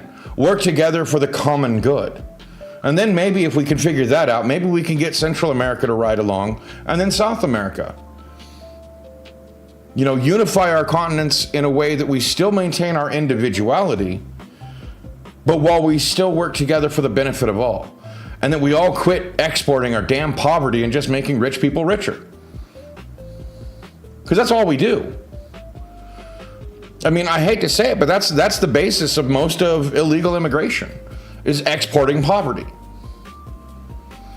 Sure, for a short time, when you move into a new country, it's a better place. You might have to fight hard, but it feels better than the last place. But you made your home country poorer because you're not in it. That's simply what it is. Your can-do attitude, your ability to get shit done and to exist in a new world just went away from your country, from where you were born. And if you're okay with that, that's fine. There's plenty of immigrants. My family, was immigrants. I'm happy that they went the way they did. I'm not saying that it was a bad choice. I'm saying just understand that there's a consequence to actions. Like long-standing consequences. Long-term, real world, you can look back and see how these countries tore themselves apart by Rome, letting in the Germanic tribes. Basically, the barbarian conquered Rome from within because they kept putting on, the Romans kept putting off their big decisions onto the Germanic tribes, which soured them from the inside. And it wasn't because the Germanics were terrible people. It's because Rome allowed themselves to become weak. It's not that Germanics were stronger. It's that Rome, by having somebody else, a slave class that they could put everything on, they didn't have to do anything anymore. It's not Germanics' fault. It's Rome's fault. Because they got complacent. They got lazy. And if you can see some parallels to modern society, more power to you. I hope you understand. I'm not calling anybody to blame right now. I'm not saying that,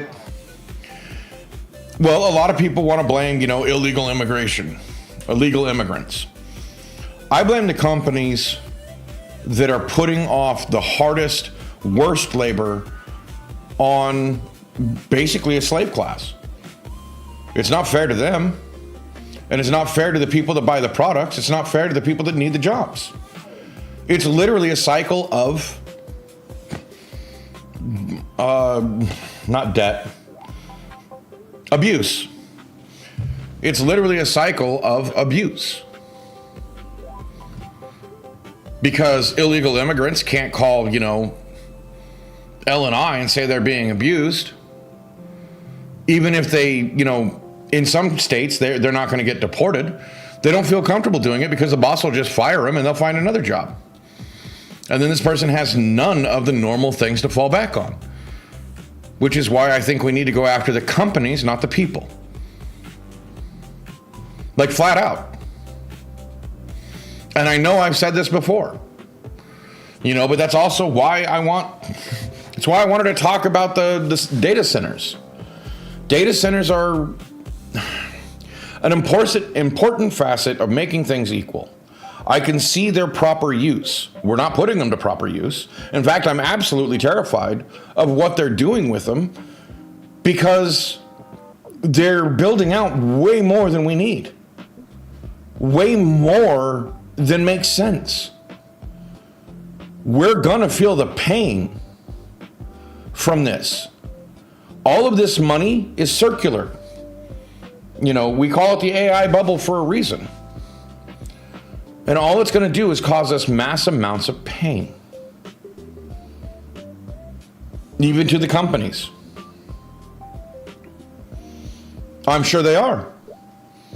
The wife's working on one in Abilene, and it's part of a complex of 3 or 4.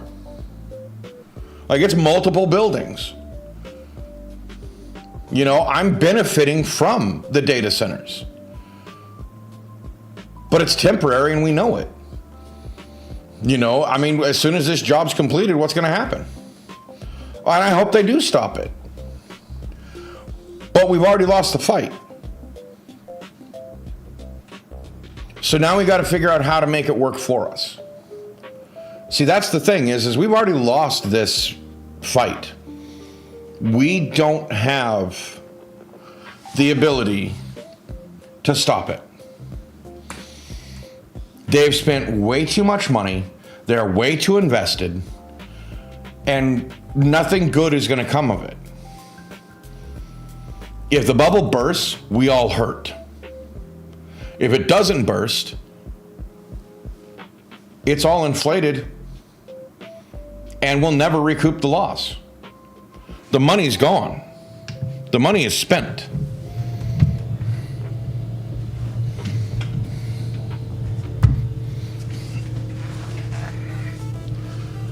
Oh. Sorry, feet hurt. Stood too long. Soup. It wants your soup.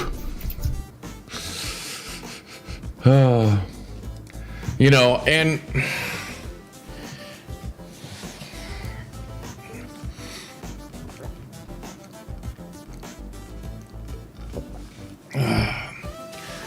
there you go. I hydrated. I don't know what more to say about it. Because I see that there's something that could be good from it. From the data centers, from the data mining, all of that. Something good can come from it. I just don't think the people in power are going to let us. I think most people's hate for AI is clouding their judgment on using it as a tool, on learning its limitations, on understanding what it does. Because if you don't understand how it works, you will never understand how it's working in your life. You will never see what it's doing to you before it's too late. The other part of it is that most people don't realize they're already using AI. Every algorithm you touch, Spotify, YouTube, everything, it's already there. You use it on a daily basis. Holy crap. I don't understand how people can sit there, whine, cry, bitch, and moan about AI and listen to music. Music has been so formulaic, it might as well be AI. Not only that, but the artists are so taken advantage of. It's ruined more lives.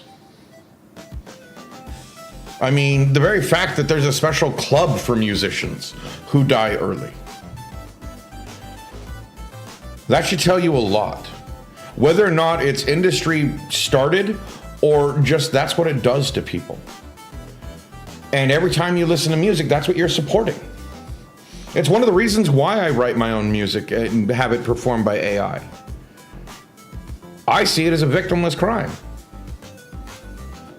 I'm not destroying someone's life. You know, we all had these ideas, at least at one point in our childhood somewhere, about what it'd be like to be a rock star. The 0.01% that make it to being a rock star, look what it did to them. Look at what it did. I mean, I don't even know the statistics. You know, the ones that survive to 80 or 90 years old, 70s.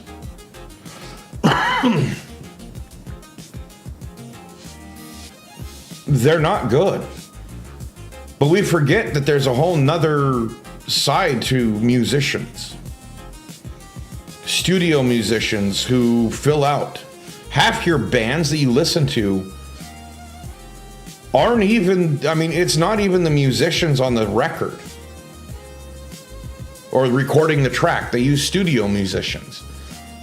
Hell, if you understood how tweaked the voices are, how much they modify the sound before it ever even gets to your ears.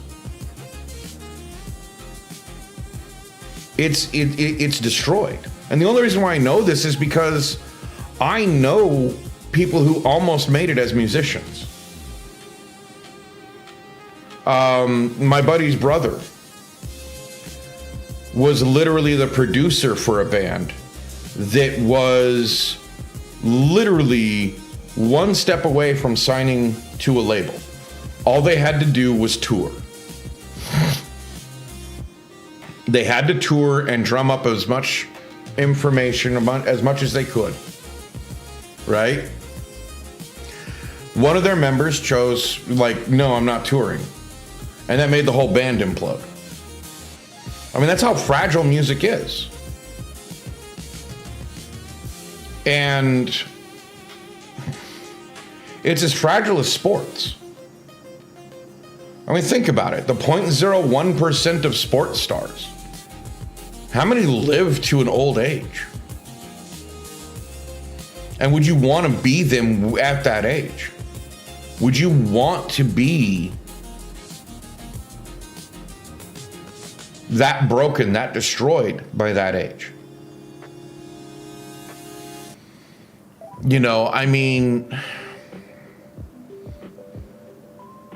and I don't know how else to put it. I'm sorry. I'm not trying to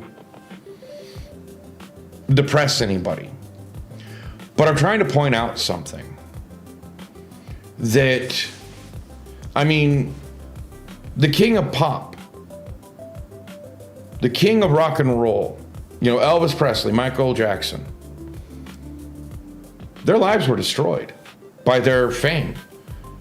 Their lives were destroyed by their music. And they never once thought of stepping away, of stopping. What does that tell you? It's a drug. Performing music is a drug. Why do you think most artists, most musicians resort to drugs when they're not on tour? Some of them even while they're on tour. Because it's a drug. Fame is a drug. Look at Hollywood. And now politicians, because they're famous. They're destroying your life, their life, everybody's lives, just to stay in the limelight, just to be popular. Never thinking about what they're doing to themselves and others. You know, just for a soundbite, just for a headline, just for a little taste. You know, and now we have YouTubers. I mean, Markiplier, He gets his video, his movie into theaters. Made $50 million. You know, he made his budget back and then some. Paid all of his people, you know, bonuses. He doubled their pay, if I remember right. And yet he's still putting the movie out there for sale. Not on his channel, not free, even though he's made everything off of it. And it's because of contracts. He had to sell parts of his control to the movie to get it international. And by doing so, he couldn't just put it on his channel for free. Even if he wanted to, he can't. But as much as I loved Iron Lung, was it worth it? Was it worth that compromise? Was it worth showing Hollywood that YouTubers can now make a movie, self-funded, and push it into theaters and make more money than a lot of Hollywood movies? So now what is Hollywood going to do? Well, they're going to go to YouTube. They want that fame. I mean, saving on a friggin' publicity budget by just having a popular YouTube channel? What is that going to do for anybody trying to find, you know, a common person? You know, celebrity culture is about to get so messy. We're going to have a culture war just on what it means to be a YouTuber, what it means to be a streamer. Because if you think Hollywood's going to stop at YouTube, no, they're going to have streamers, you know, they're going to have people on streams. Oh, wait, they already have been. In fact, that's the only claim to fame a lot of the, you know, Twitch IRL streamers have, is that they've had celebrities on. It's not that they're good. It's not that they're doing anything entertaining. It's you never know who might be on. You know, I mean, what's more industry plant than that? You know, relative unknown streamer, you know, but he's got a lot of money, and so he invites movie stars on.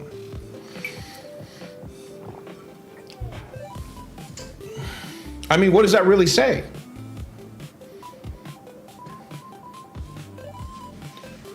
It pushes that idea that it's not normal anymore. It's not just some normal person in front of a screen. I try to be. But what happens if I reach 1,000 followers, 10,000, 20,000? Who do I turn into? Who will I be? I'll try to hold on to myself. I damn sure will. But that's also why I don't cultivate this idea that I'm going to be popular someday. I don't care if I am. In fact, I'm actually kind of afraid if I do get popular. Because I might lose myself. I might betray who I am, and I don't want to do that. I want to stay me. Would I like to be me with more money? Yes. Of course. Who wouldn't? But I also know that there's a limit to how much money I can make and still be me. So anything over that amount, after investments, I'd probably just give a lot of it away. I'm going to be honest, I'm probably not going to keep much for myself beyond a certain amount. You know, I don't need a giant house. I don't need a Lambo. I mean, I don't even fit in a freaking Lambo. You know, at least not comfortably. Sure, I'd probably buy a few nice things. I have a few ideas on what I'd do. But holding on to myself, that might be hard. So, I mean, I'm just thankful for you all being here. For the people that show up. I don't mind. I don't mind if I have a small audience. I do this because I think it's the right thing. I do it because I think people need to be challenged, need to be talked to. I do it because I think that planting the seeds for now will be best for later. Get a smart waffle. Well, of course, this guy's going to be getting, the things that make good food. I'd probably buy a house. I would probably get myself one of those robo oven things where I can just, have a computer tell me how to cook things properly. Or set it and forget it so it cooks properly. Have a smart oven or whatever it is, stuff like that, so that I can free up more time to do what I want to do. I'd probably hire cleaners, clean up after my dumb ass, because that's also, to me, part of putting things back into society, giving a job, paying people a reasonable wage for what they do. That's important to me. It's not about sitting here making a crap load of money. I don't need a bunch of money. If I can just set aside enough money to sit there and have a recurring investment that it just keeps making more money, what am I going to do with the rest? I'm not going to be like some of these other streamers that just, have more money than sense. Give it away to my friends and family. Give it away to people that deserve it.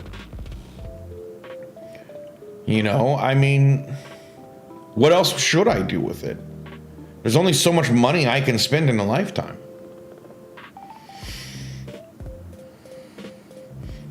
And I know that, my wife would keep working. She goes insane when she just sits at home. She doesn't want to sit at home. She wants to be doing something. Even on her days off, she won't even let me do her laundry anymore. She comes home for the weekend, she does her own laundry. She even wants to cook. Occasionally. I don't let her do that too often. Not because I don't like her cooking. Her cooking is actually some of the best I've ever had. But it's because she needs to be able to rest, to sit and be. Yeah, and she's one of those people, Infinite. She needs to be up and moving.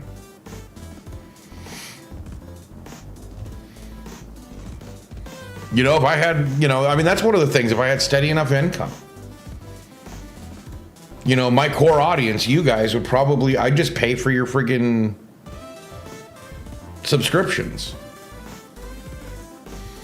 Stuff like that. Anybody that's been there from the beginning. Just pay for your subs.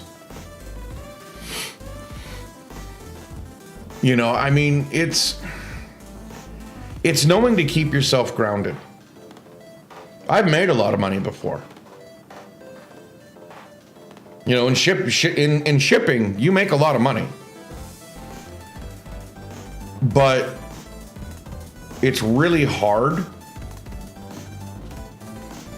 to actually manage it properly because you're so used to missing everybody that as soon as you get home, you just want to spend money and shower people with money. With going out, let's go to the movies. Well, I can't afford it. Yeah, you can. I didn't ask you if you could afford it. I asked if you wanted to go to the movie. Or you want to go out to dinner. It's like stuff like that. And I don't really know what else to say. Because, the whole point is to look out for each other. Home theater with all the bells and whistles? Nah. I'd rather go to the theater. If I had money like that, I'd buy one of those, subscriptions to the theater. So I can just go down. It's like, okay, what movie's playing? I'll try that one. And just walk in. It's like, okay, I have this, subscription. I would rather be at a theater than sit at home and watch movies like that. Why would I do that? Why would I buy out the theater screen? Why would I make it so fewer people could watch? I might pay for the whole theater. You know, pay for every seat and just tell the,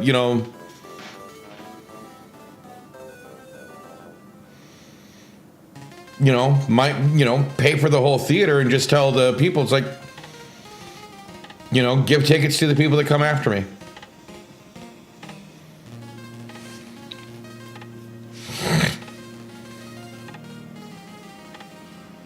See, I honestly think that a movie theater should have rules against that. You can't bring your baby. Sorry. Sure, as many families as you might lose to that, you would probably have at least one couple or one, group of people that would show up because they know there's not going to be a baby. Like, sorry, anybody under the age of 5, you're not getting in. I mean, I don't even understand why,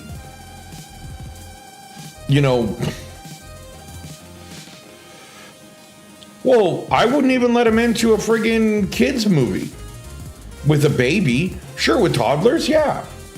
But a baby that's still in like a car seat or something? No, you can't have that.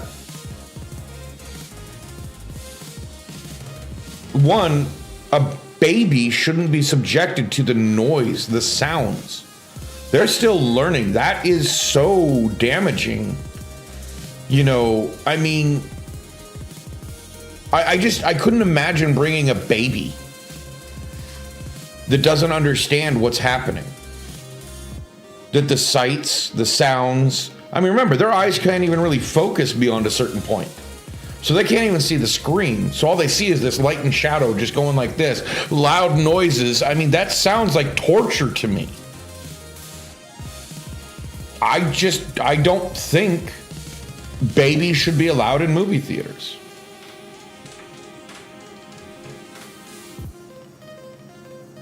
Not my problem. You had the kids.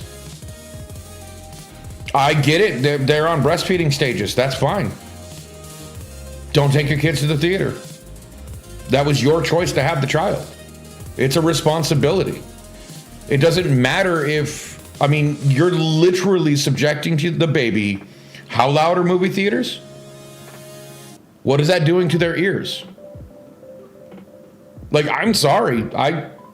No.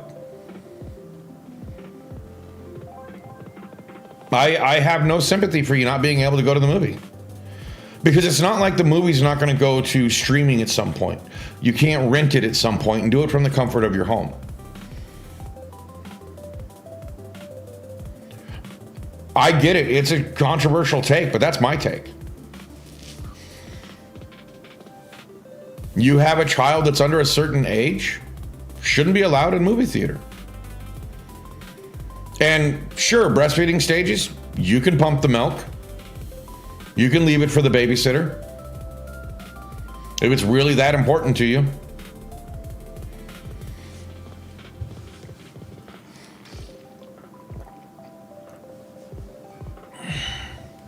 Sure, there's a whole bonding time that you're missing out on. But you're literally telling me that taking your kids to a movie is more important than that bonding time. Because how much bonding time are you going to get with your baby while you're trying to watch a movie?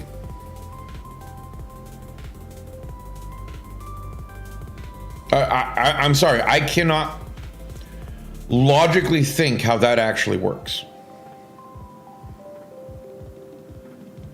How that seems like a good idea.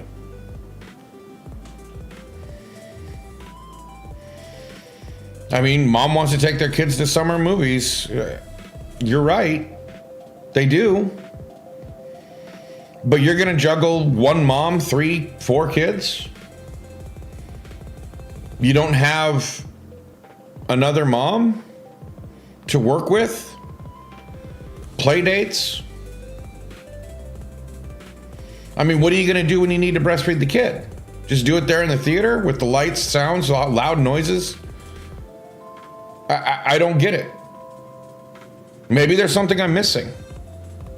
If you can explain it to me where I'm wrong, go right ahead. Like, I'm sitting here trying to think about it.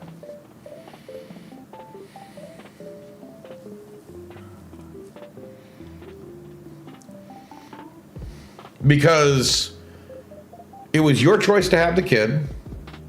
Yeah, you want to take your kids to summer movies.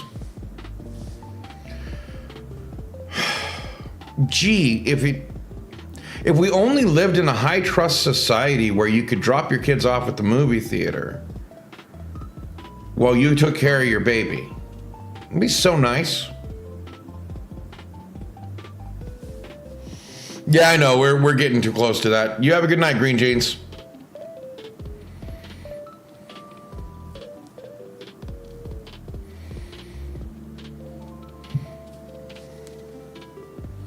You know, I can't tell you how many times when I was 8, 9, 10, I rode my bike to the movie theater.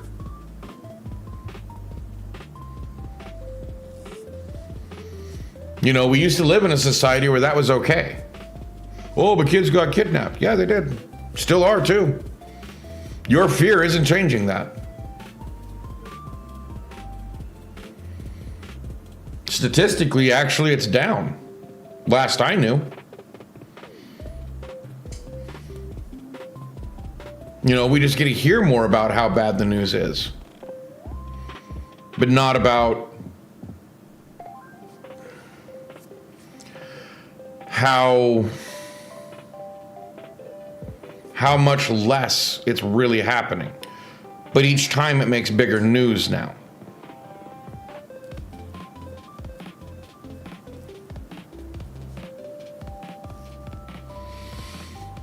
You know, and I think that's part of what is gone wrong, is that we're over-reporting. People hear about what's happening, but they don't actually look at the statistics. You know, look at a 50-year span, and you'll see during the 70s it starts going up. Then at the 80s it kind of starts tapering off. 90s it almost flatlines. Maybe it started going back up after the 2000s. But it's even funnier when you realize that the 90s was the latchkey kid era. More kids were home alone during the 90s, but fewer of them were getting kidnapped, getting abused.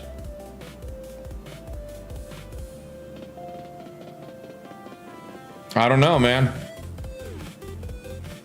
Seems an interesting contradiction, doesn't it?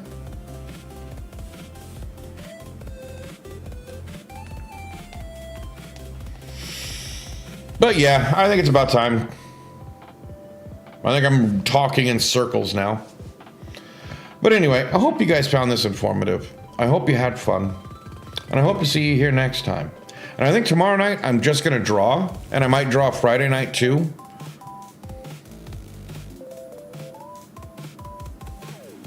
Right? You're right. It was drilled into the kids not to open the door or answer the phone for anyone. Simple protective order. You took care of yourself. You took care of your friends. Simple as that. You know, I mean, I had a house key. I don't know. Like I said, I'm talking in circles again. So I think it's time for me to sign off. I hope you guys had fun. Hope you learned something.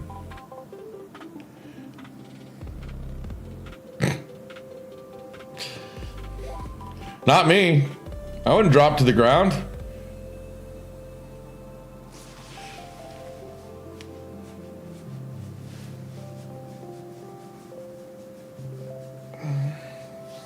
I just wouldn't answer the door. They started knocking louder, I just turned the music up louder.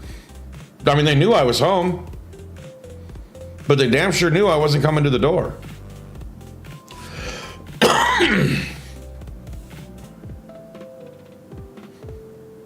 Anyway, you all have a good night. Hope to see you here tomorrow night. Bye. Enjoy your evening.